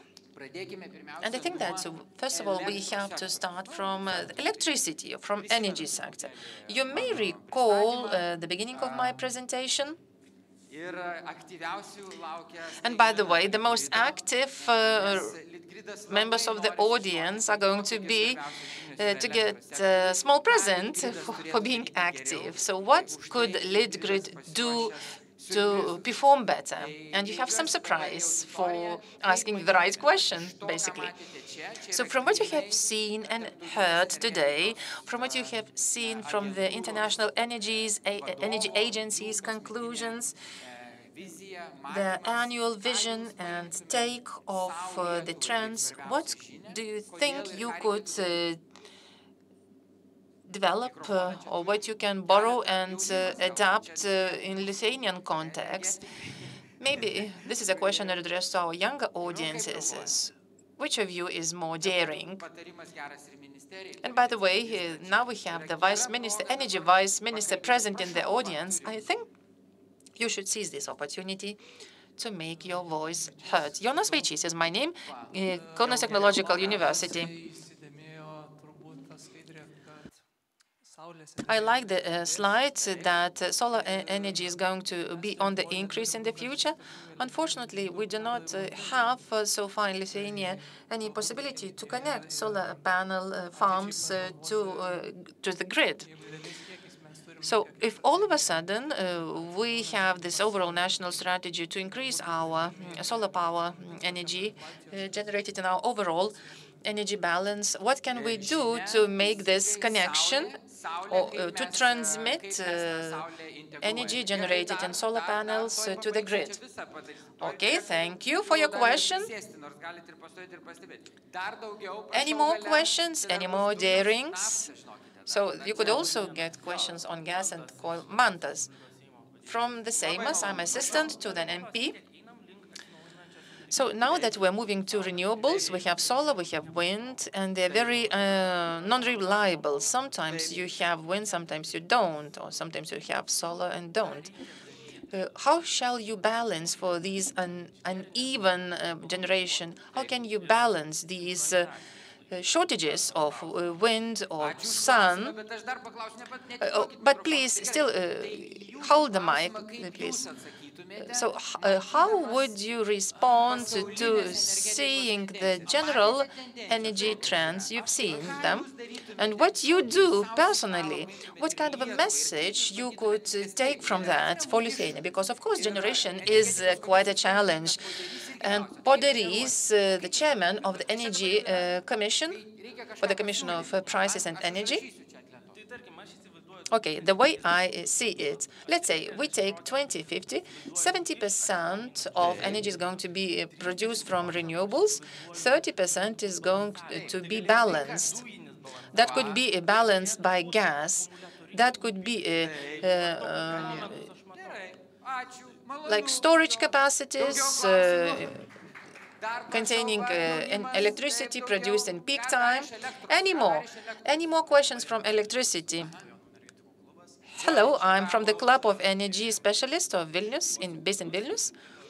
Well, I've listened attentively to your presentations, and by the way, the question is related to smart meters. And I think that smart network is our future, and smart meters are also the future. So moving on to wind power, I believe it is quite has a huge potential, but I believe that we have run out of quota. So the question is to the Energy Vice Minister, shall we arrange for higher quotas for wind energy to connect wind produced in offshore or land wind farms and to connect this surplus energy to the grid? Any more questions in the field of energy or electricity? Thank you for that. And now allow me to share my insights. And let us see what kind of a general conclusion could we all make. By the way, the conclusion that I make that the future is electrification, lies in electrification, and the demand for electricity is going to increase, and solar energy is becoming cheaper, so most probably we're going to have much more of that, and this is an idea of B-roll. So what kind of message could we pass it on to Lithuania? How are we going to ensure electricity supply? Are we going to be generating or importing electricity? How are we going to do that? Of course, renewables are now the key, and we see new trends in gas. We see that the consumption of gas is increasing, and considering that we have LNG terminal, we can also have a larger share of gas. Solar energy, I believe, this is first of all a consumer who is also generating solar energy for himself. Prosumer, the so-called prosumer. So how can we connect those prosumers? Because the electricity should be moving both ways. And solar is becoming so popular that according to the Renewable Energy Confederation president of Lithuania, there is even a risk for our district heating system, because all of a sudden everybody is going to erect solar panels, each on its own roof. And it will be a very huge competition for the usual conventional district heating system. What are our possibilities to become producers of solar energy? We do know that Lithuanians are the ones which are expanding the solar energy generation. Next question, electric vehicles. And this is a question to the to energy or economy ministers. The need for smart technologies, for smart experts, and digitalization, that is the answer. So that should take place very quick. There should be a very good relation between prosumer. Moving on to gas. Another round. So what questions do you have for the field of gas? Now, those who are from electricity field, you can be rather outspoken about the gas. So please come forward. Dujose, kokios pagrindinės žinios? Žinokit, pasiruošęs Litgrid vadovas su surprizais, juos reikia tiesiog pasiimti. Anybody, any question about gas? Nes dar... Ne prizus komentuos tikrai. Dujas. Apie dujas. Gerai, prašau. Tai, kad neatrodytų taip, kad mano komentaras jau pamačius, kaip iš tikrųjų.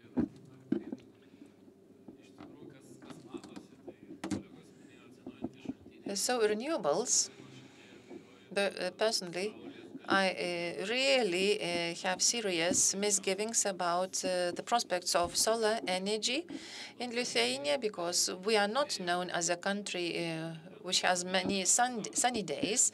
But when it comes to wind energy, I believe we have quite a huge potential, and we could be a country where wind power has many more possibilities or many more potential, especially in terms of offshore wind farms. And I think how to even out or balance these unevenness in the generation, we could find, of course, alternatives, hydro accumulation or some storage capacities, but it has some shortcomings. Hydro power plants are also producing energy which may run out of energy, whereas gas is always present, and we can easily ensure that. And I think we have to deal with one question here in the area of gas. If you only have a plant run on gas, and all of a sudden it's very difficult to make it profitable. But if you have a wind farm, all of a sudden, then you benefit from quotas, from subsidies, and you can have a decent living. So if we could somehow find a technical synergy, gas helps wind, and if the same thing happens in the other direction, if wind helped gas, then we could expect a better scenario. Any more ideas? Davis has already made an introduction how gas could be friends with renewables. So now moving on to a much longer term perspective, I think that we shall not talking about natural gas only, which are extracted from gas, because wind energy is difficult to forecast, and we could also produce them in a synthetic way and store it for later use in the absence of wind. That is one of the balancing possibilities. So what is the possibility for Lithuania I see here in the nearest future? I believe that all of a sudden, Lithuania over the past decade has become a sort of a center of excellence, or because of the becoming having lots of nodes of electricity transmission. So I believe the same trend is continuing in the gas sector. Now we have access to international market through the LNG terminal, and we are going to have the access to the entire region via Finland, or via Poland in electricity as well, after we carry forward the full synchronization. And hopefully we are going to have adequate pricing, and then the businesses will be acting on the same footing. So this is a prospect. So I believe that energy generation shall be primarily based on gas, because gas is easily and readily available resource. Thank you. So the demand for gas is going to increase, LNG is going to dominate, US is to become a global leader. US is coming to Europe. So what kind of a message can we draw for Lithuania? I see huge potential here for Klaipėda LNG to become the leader of global LNG trader, both in the Baltics and in the Western Europe. Why am I saying this?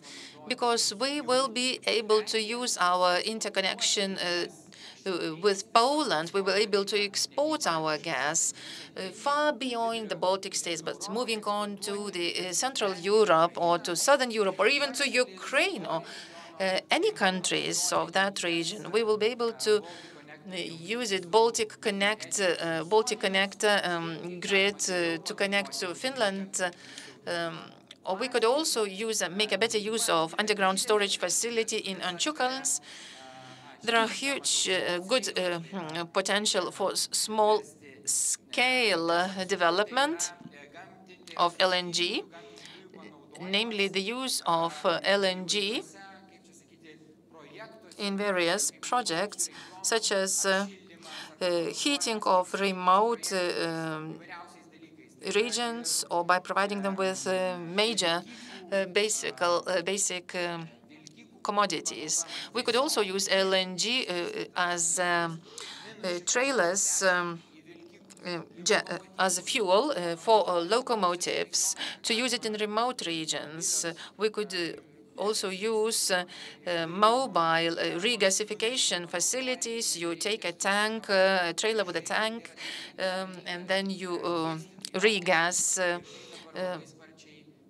the gas and use it for further needs. Lithuania could also be developing and exporting its know-how. By the way, we're already doing this. The LNG team in Klaipėdos Nafta are exporting their know-how to the Latin America, to African countries.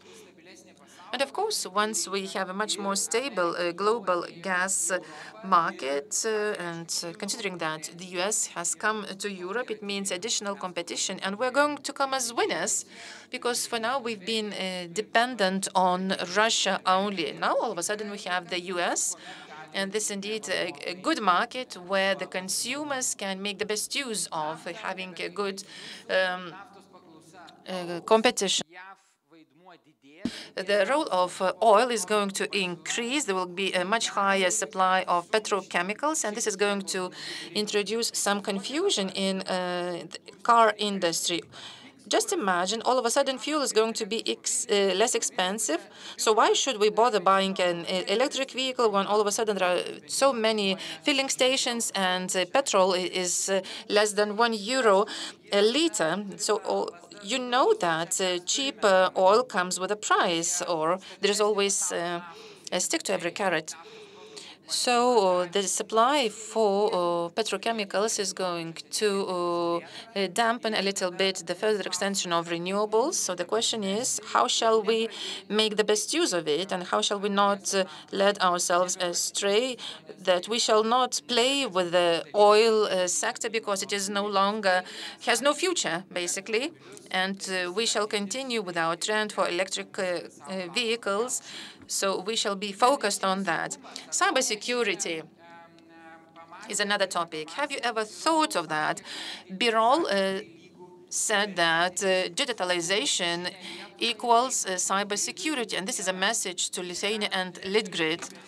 Cybersecurity is the key. You have to protect your Litgrid.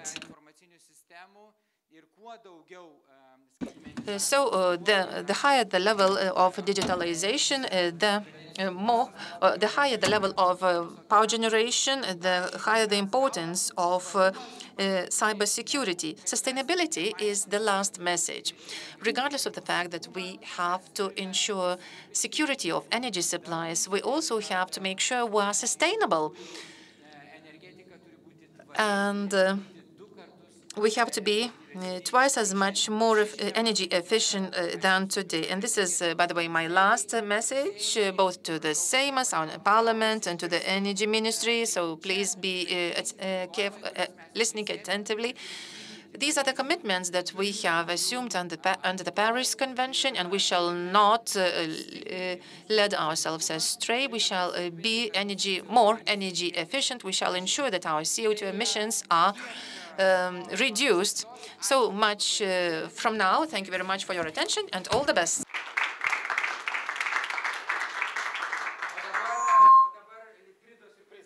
Ačiū Romui. Prašyčiau Romą čia. Thank you very much, Romas, and I would like to invite him to stand next to me.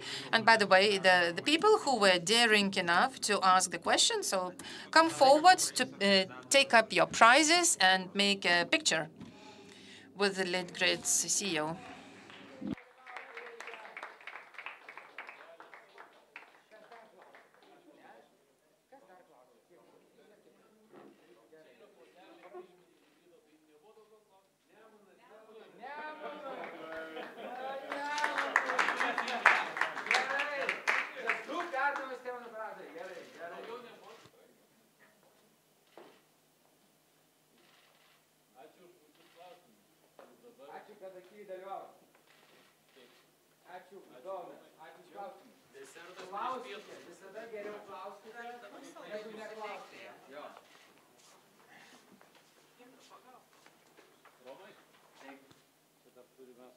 Tai Ačiū. Ir man siurprizas, matot, ir aš gavau siurprizą. Ačiū labai.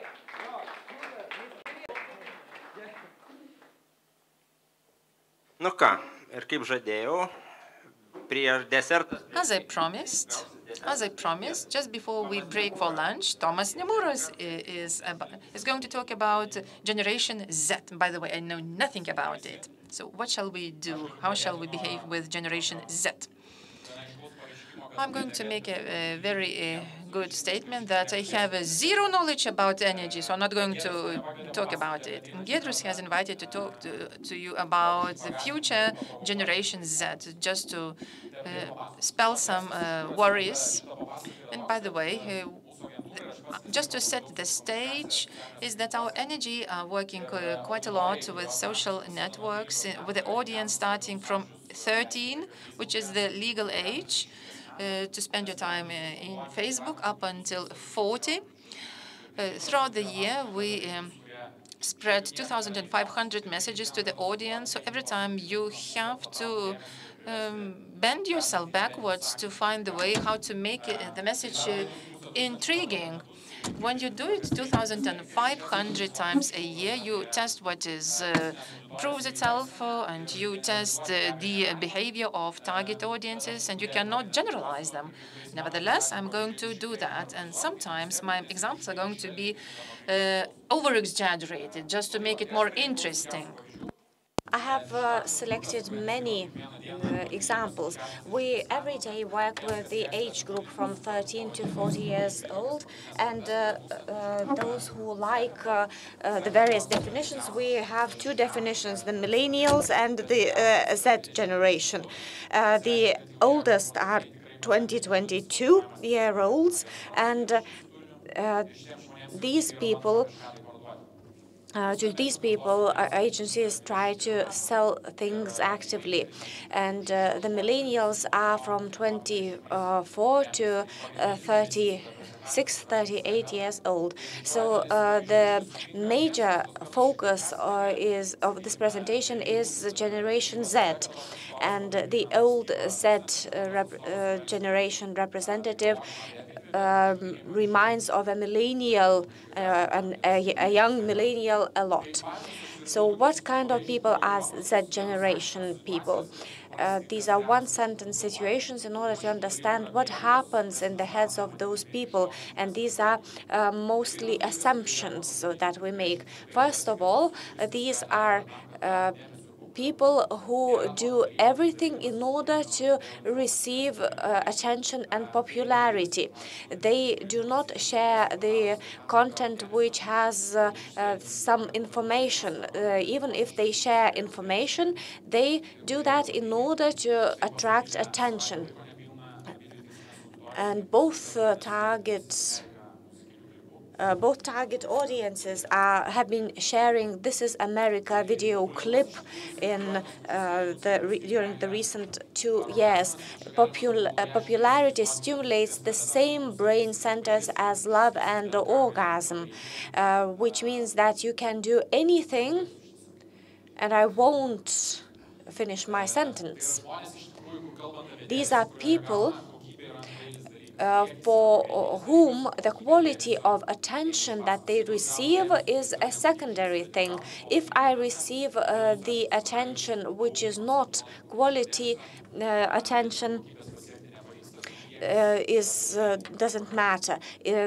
Quantity versus quality in this case. These are people who are always in the multitasking vicious circle. The person who tries to complete 2-3 tasks at a moment, for instance, listening to music and chatting and Facebooking at the same time, and they do many things without any result at the end of the day. These are people who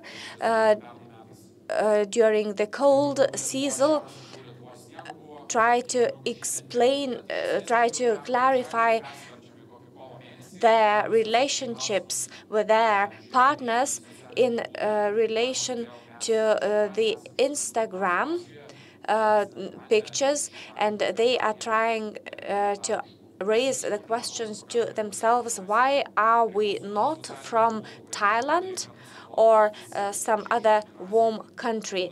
And when they observe other Instagram participants, they see that everybody absolutely is somewhere in a warm Asian country. Why aren't we there? And these are people who, based on the contents of social networks, identify themselves with that reality.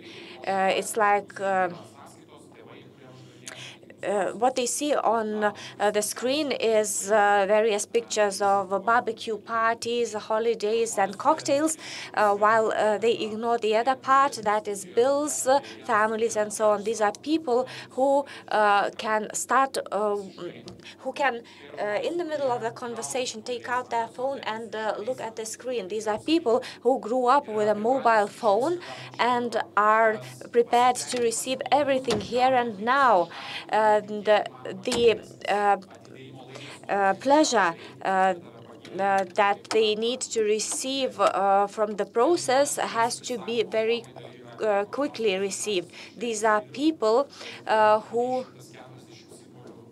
for whom the ideal presentation form is maximum 140 symbols with the various abbreviations and emojis, and they keep the same culture.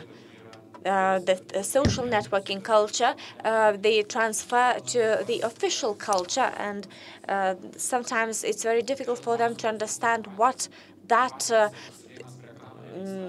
conversation is about.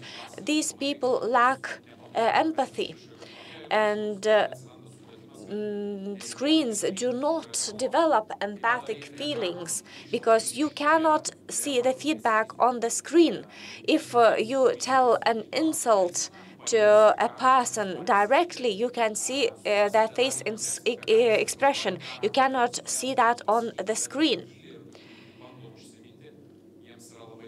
And therefore, they cannot infer what their employers want to tell them. These people treat the silence only as a pause while they can interfere and dominate again. And this is very clearly explained.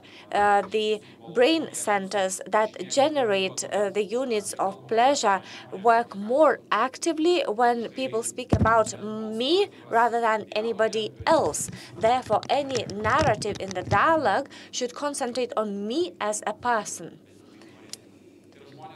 These are people who do not know what formal communication is. They don't even care about the dress code and the terminology. A few months, one client told us about a typical situation. It looks like they have done all the work, but can you imagine the contracts? I work with a few agencies. We are working with digital content, and we are calling a creative agency, and they say, yes, perfect, good idea, we will come back. I call the media agency, which concentrates on statistics and analysis. People are different there. They listen to me, they raise questions, and in half an hour they send me the information with all the figures. Then I call you, and there is a missed call, and then when there is a response on the other side of the line, this is the conversation. Well, okay, and put down the phone. I understand that, yes, we have talked, but at best what they have done, they will have put a note on their computer screens, and they will remember about that only in a week if I remind them about that. These are people who check their phone 150 to 200 times a day, and their phone beeps all the time, and it's a big challenge for them to concentrate their attention for 15-20 minutes into one thing. They constantly check the phones, and it's maybe too strong to draw a line with cancer.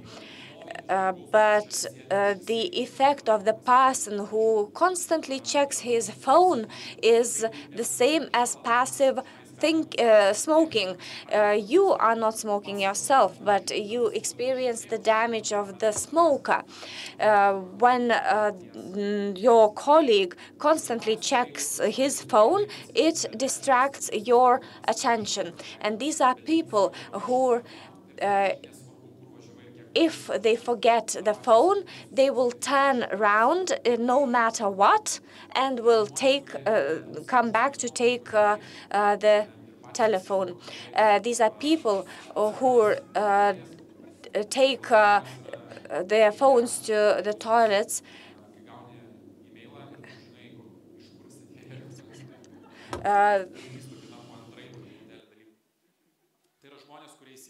These people take their phones together with the chargers to the toilet. And they get involved into different challenges. I remember a test that young people were eating Tide washing powder in order to test how it affects their body, and they uploaded the videos.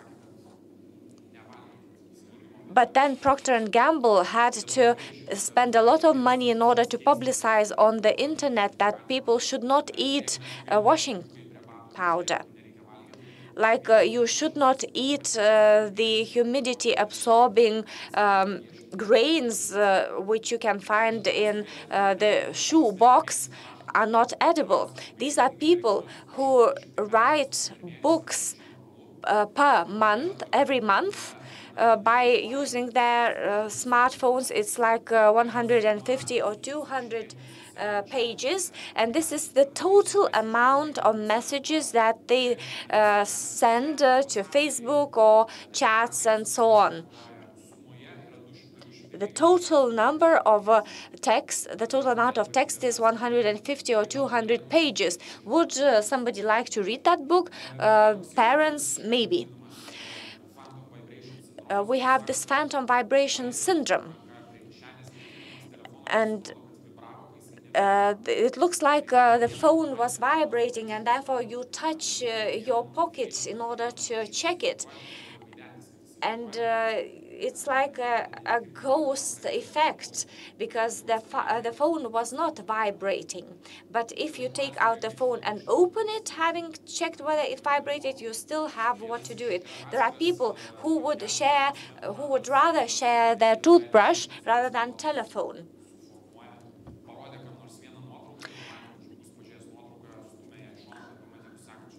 And they know that if they share their phone, people will know where to go in order to find more information about the owner of the phone. These are people who like getting into the dominating area, but they don't think that an achievement is their milestone. Like, I got a possibility and I will try that to show that I am better and so on. For them, the fact that they got into a dominating area is a milestone, and they will celebrate that in the evening with their friends. And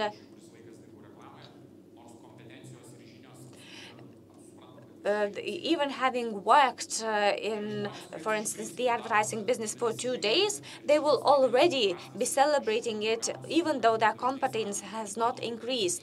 These are people for whom their work or the area they work in is just part of their image. It looks like that 15 years, if you have come to an area, you would enter a new area, but you wouldn't dare to tell your manager that you don't know something. If you don't know, you would get up, and you would not get up from the table. You would learn and find this out overnight, while the Z generation doesn't care. They just go and celebrate.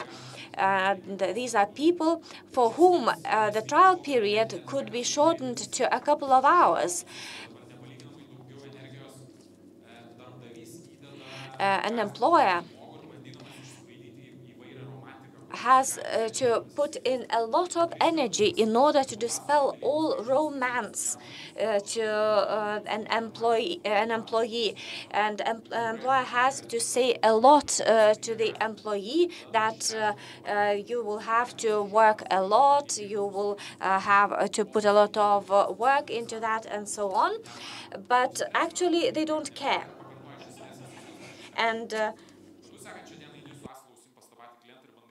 And actually, this employee signs a contract with him, and then he goes to visit a client for the first time. And having visited one client, the employee says that, well, this job is not for me. And they spend their holidays not for relaxation, but for Instagram. And now restaurants and cafes have the statistics because they spend a lot of time on connecting to the internet and rating the place where they are eating and so on. These people watch half of their video contents only on the phone. And normally this phone is broken, not very big. And as long as the phone functions, you can have it, and this screen is large enough to watch the whole season of a series. Those people don't call over the phone. 80% of people using their smartphones don't use them for calling.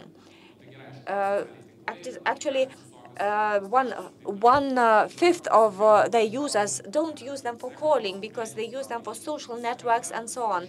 Z generation, at 80% of Z generation people don't call other people, and that's why they think that to call somebody is a form of aggression. Normally, people just don't pick up the phone if this is that generation people, a person. Kažkas skambina, tai turbūt dangus griūva, ta prasme. If all of a sudden you decide to phone an Z generation member, then it means that you're going to intimidate him or her.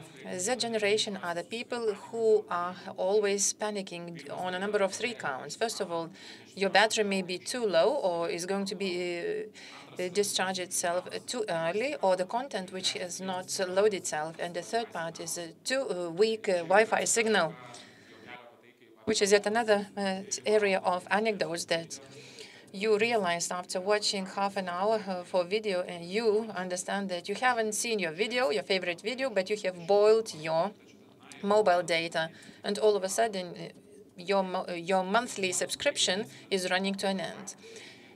Generation Z are people who go to cafes just to get free Wi-Fi. And by the way, cafeterias have a much lower profits because people of Z generation, they are just going to order, to make a minimum order just to make best use of Wi-Fi. And the best you can get from such type of customers is yet a second helping of the plain coffee. The Generation Z are people who cannot wait until the end of NBA game, and if there are a couple of minutes of all those extensions or additional time, then Generation Z decides to watch the match or how the match ended after 1 hour or 2. And Formula One is, by the way, one of the most favorite videos watched on YouTube. There is a shortened version of what was taking place over the 5 hours of a lengthy Formula One run, just to give you a gist of what has happened over 5 hours in half an hour's video. Generation Z are people who are changing the global statistics on accidents. 80 selfie deaths are reported every year because they are doing their selfies just vanishing in the abyss because they were making photos on the ridge of the mountain, or they were hit by a train, etc. There was one very interesting photo made in Norway. Everybody's taking pictures there, making their selfies, and this is a 90-degree angle of this ridge. And there are two couple of parents, and they're making photos of the infants, and this poor kid is half a meter from this ridge, and the photo was made of the parents who were making a selfie of their kid who was just half a meter from this ridge, 90% of steep ridge, so you can only count 3 to 1 and then call the ambulance. Generation Z are people who are watching series at one go. They cover 10 or 15 series in one go. So you have to make sure that Netflix is not going to offer a new TV series on the evening, because it is could be quite realistic that this person decides to watch the series until the very end. And it may well be 2 or 3 hours of night sleep, and it is quite okay for such generation. Generation Z are the people who are eating functional foods, and this you can see in office. What do we mean? These are powders of various sorts which you mix up with water, and that's some sort of vitamins or supplements. Well, the flavor or taste, it's a different matter. That could be somehow to protein cocktails, and we call it clay, and we see many more people eating clay, some sort of clay in offices, and not real food. So sometimes you have to also to mix in some real food, just not to make your digestive system into digester of powder substances. Generation Z are the people which are ordering Five Company Monocle newspapers, and the first day you get this first subscription and everybody gets it on the screen. I guess nobody is going to read it, even though they order it. These are the people who, instead of writing an email to their customer, and let's say there was a broken connection, you get a messenger and you leave a message.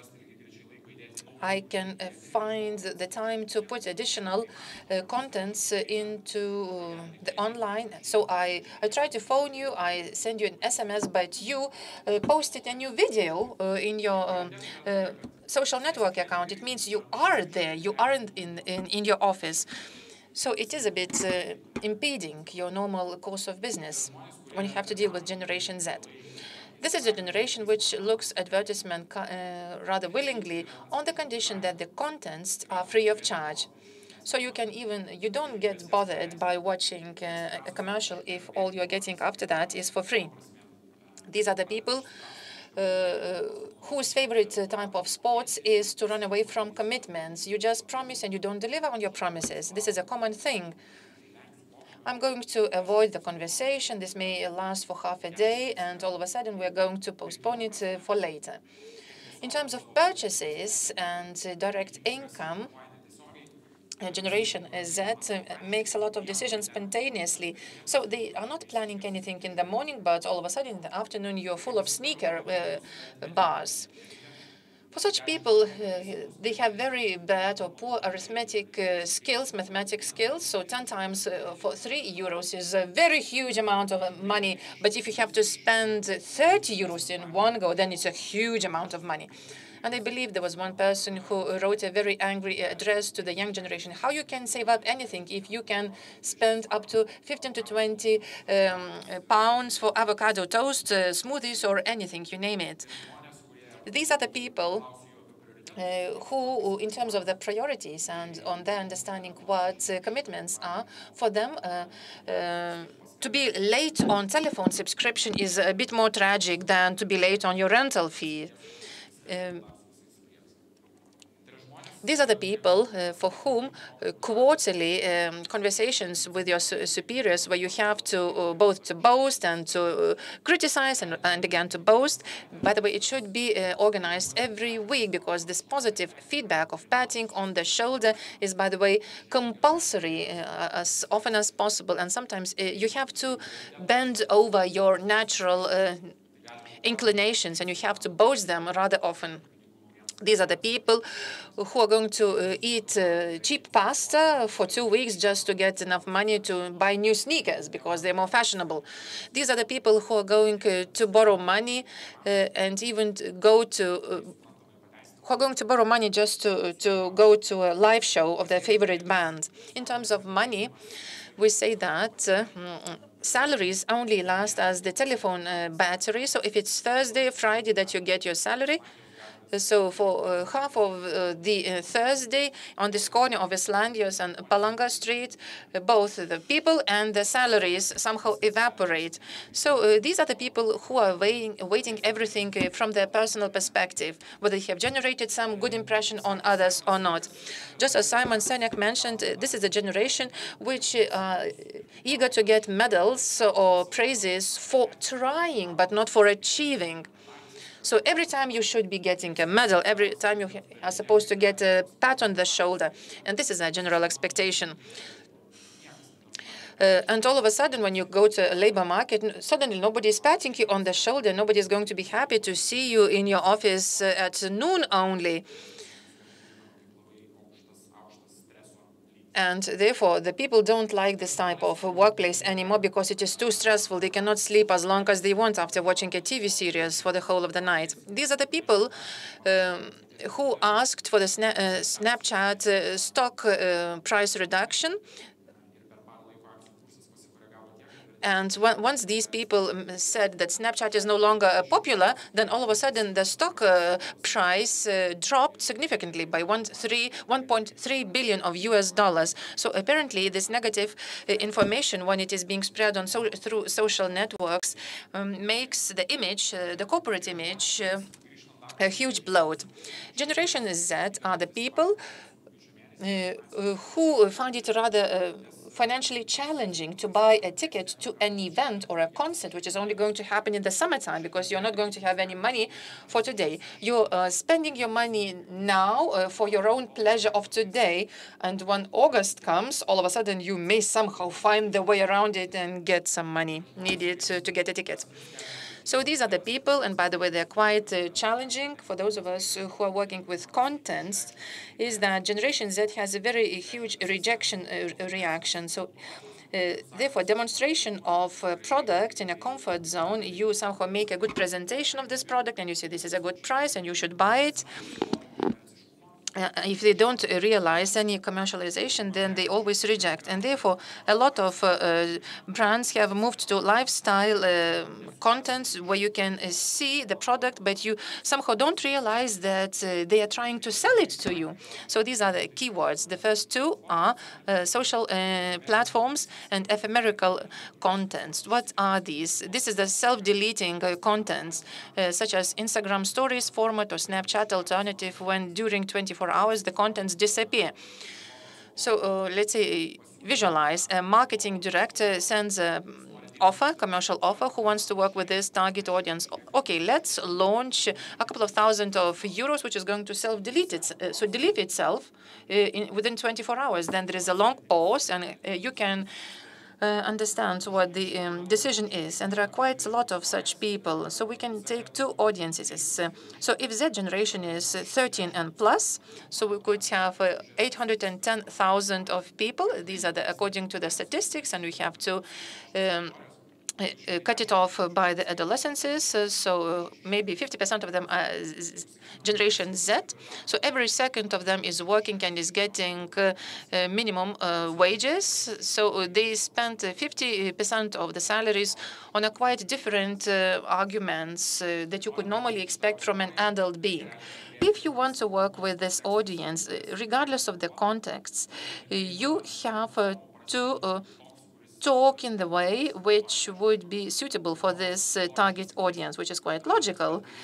But when you need, for a company, a strong corporate, and you have to speak to 20-year-olds, and you have to leave your comfort zone, and you have to adopt not very easy decisions to reach out these audiences.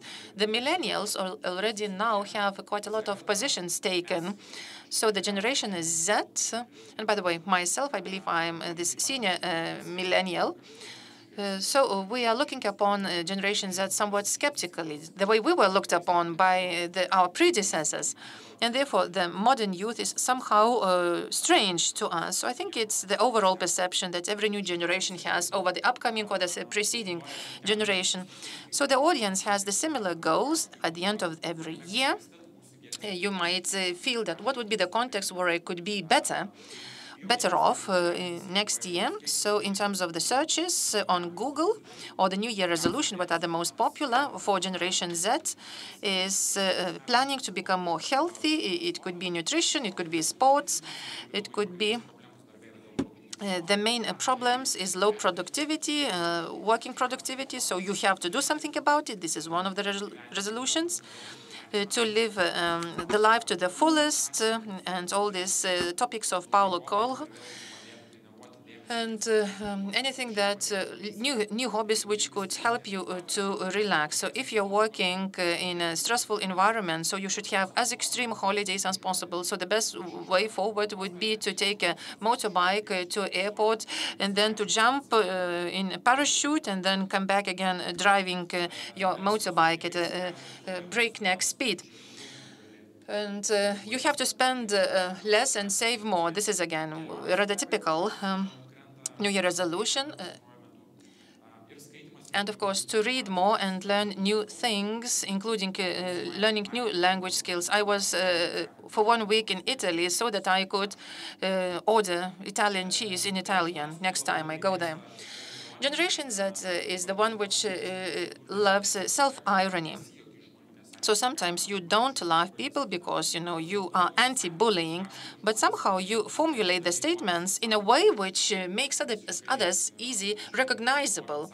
So this is quite a pathological because people recognize themselves even they are not named in the sentences.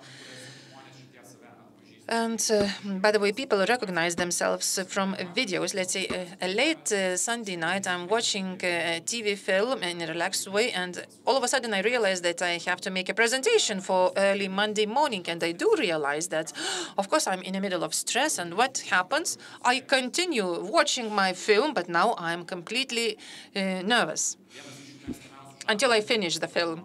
And the most favorite genre, which starts from the saying that this moment, when you drop on the floor and pretend you are meditating, just to lay easily and to think over what is most important is so-called meditation. Anything that you are forced to do is to find at least 5 minutes for self-reflection, and they call it meditation. In terms of sports and productivity, it is quite clear that this is the year that I'm going to do something new. As of January, I'm going to help you out, and I'm going to do the best, or whatever I can do by way of watching on, lying on my couch. So I'll help you out, of course, by sending SMS messages. And the main reason how to be sports, just to run away from commitments, and this is how you're going to be sporty and well fit. And if you want to brainstorm for ideas, then there's a sea of raising hands until it comes to the moment of delivering on these ideas. And it turns out that there are much less people who are eager to do that. What is the plan for weekend is to stay at home and just make minimum movements just to make sure that your family doesn't think you are dead. So from one couch to another. So if you have any suggestions for a weekend, then I want to spend my weekend on a couch watching a whole season of my favorite TV series, maybe 15 or 20 series altogether. Your secrets are secrets. I started listening to your story 30 minutes ago, so it holds true both for watching on your phone story. And again, it goes to the statement that you keep silent, just waiting, anticipating for the pause or for the slot when you will be able to speak, because you are here, the most important, and not the one, not your interlocutor. And if you see a person running outside, somehow you get inspired not to go and run along, but you draw the curtain so as not to be disturbed by this view. Or another resolution, I wanted to lose 4 kilos, and I'm still 6 kilos short of my plan. The moment when my skirt is a summer dress and my ass is already winter ass. Do you know the feeling when you wake up in the morning fresh as a cucumber and you don't feel fresh? And this is a playlist which is best to be listened before you go to the gym, because you're not going to go to the gym anyways. And I was closest to the yoga while I was still lying on the sofa contemplating. And the best thing in sports is to have a good resolution. Nothing lasts for long, just as this sports regime which I started this morning. And of course, we can go around it and play a lot of these funny statements. Facebook during the working hours, because the potential is not going to waste itself, so you have to use this potential offered by Facebook. In 2018, you waste more time looking for the best emoji compared to the time when it would take you to write it in a normal way rather than use some applications. So to conclude my speech, a very simple decision-making logics, where to find your job placement, what type of coffee to drink. People are willingly making the impression what they're going to get from one transaction and the price on the other side of the street. And the key parameter is the emotional value. And all in terms of the functional value, this is a secondary. Emotion is the key. Emotion is what could explain the loads of cash and efforts that you put into. Another example, they say that this generation gap is always omnipresent. So just as millennials were approaching towards the employability age, they were described as people who are absolutely disloyal, who are jumping from one employer to another, that they had very tragic communication skills, starting with jargon and having very low communication culture, zero attention focus, unreasonable trust in self-trust, and instant reward search. So regardless of what I'm looking for, I have to get the benefit right here and right now. So millennials were not described in a very positive way. And looks at what we've got now. So all of a sudden, they have brought a lot of energy, relaxation, and a completely different approach, which helped to transform the companies. In terms of statistics, by the way, I couldn't come across any data, but at least in the West, 83% of managerial and executive positions are taken by millennials, whereas they're roughly 30 plus in early 30s. Who take 83% of managerial and executive positions. So, of course, these examples are contrasting with what we consider as normal. And the expectations that everything is going to be better, we could make this conclusion from the assumption that every year there is a spring, so there is always a ray of hope in the form of spring, in the form of any new generation. So maybe not all of the changes may look as positive. At least for now, they look horrible, but hopefully there is something good coming out of that as well. Now I'm ready for your questions. Thank you. Do you have questions or comments or whatever? Well, I had a feeling that you feel a pain in relation to that Z generation. Probably the largest number of your employees are Zs. What is the percentage and how are you able to motivate them? Because they have many ideas, but when they have to implement them, you have to do that yourself. The average age in my company is 24 years, so at least half of them are the Zs, or very early millennials who behave very similarly. The major problems that we encounter is the rotation of employees, and this fluctuates, and both me and my partner are concentrated to the progress, the development of processes, improvement, and so on.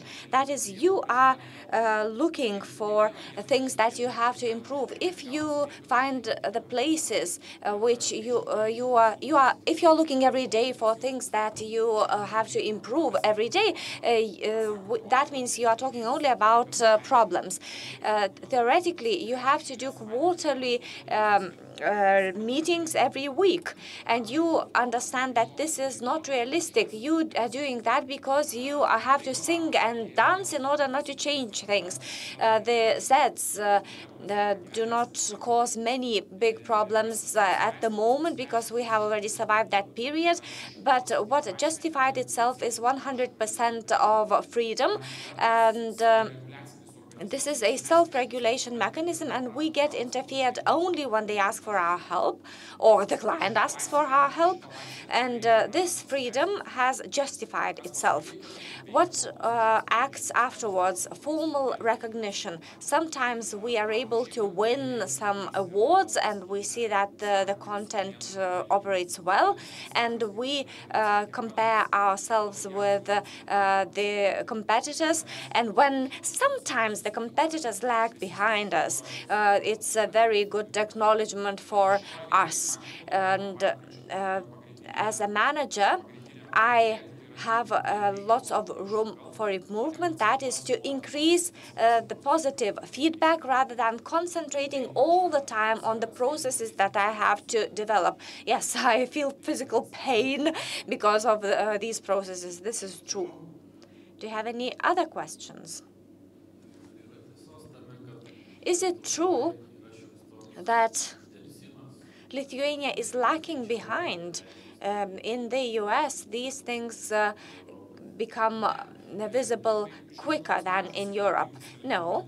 If you take a washing powder as an example, no, this has not happened in Lithuania, although this trend was very widespread in the US. As regards the using habits, the 4G and the internet and smartphones and so on, we are normally in the lead among the leaders.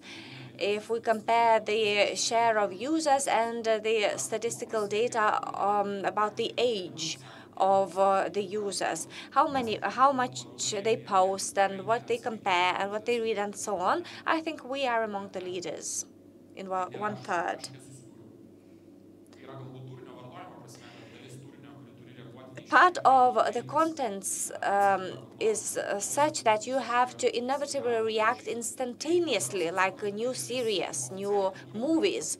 And it's a very short part of people who buy a very small part of people who buy this contents because they normally want to download it illegally.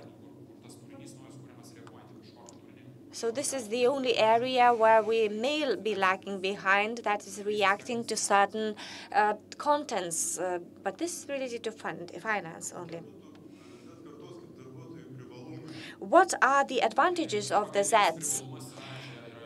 The major advantage is that, well, this is a very classical example. Nobody will understand them better than themselves, no matter what they will have to do to form the internal culture or to form the strategy to sell a service or contents. They can tell best what works best for them.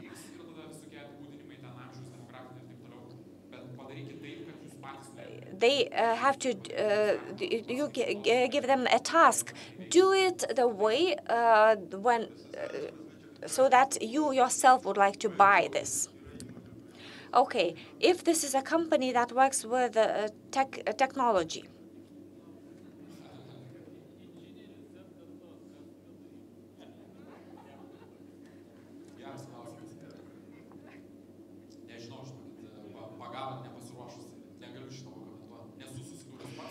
well, I cannot comment that, and I am not one of the Z, and I am not the best engineer because I have not encountered this context. I know that sometimes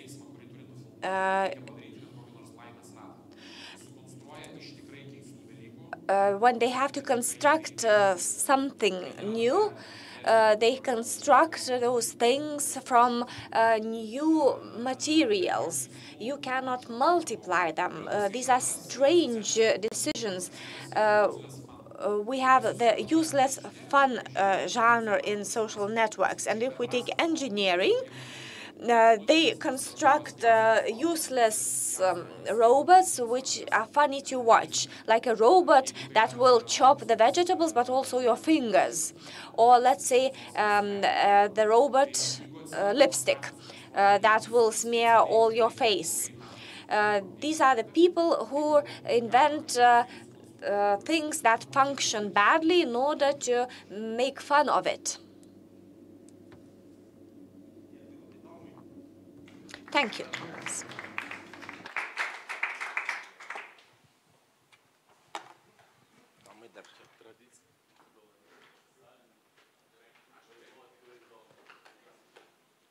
Tai ką, dėkui visiems žiūrėjusiems mus internetu. Thank you everyone who have watched us online. Thank you to the audience who have come here. And now our CEO would like to invite you for lunch. Those who watch us online, please come to Sapiega Tech Park because you will really have a chance to have lunch. And everyone will be served lunch. Turn left here.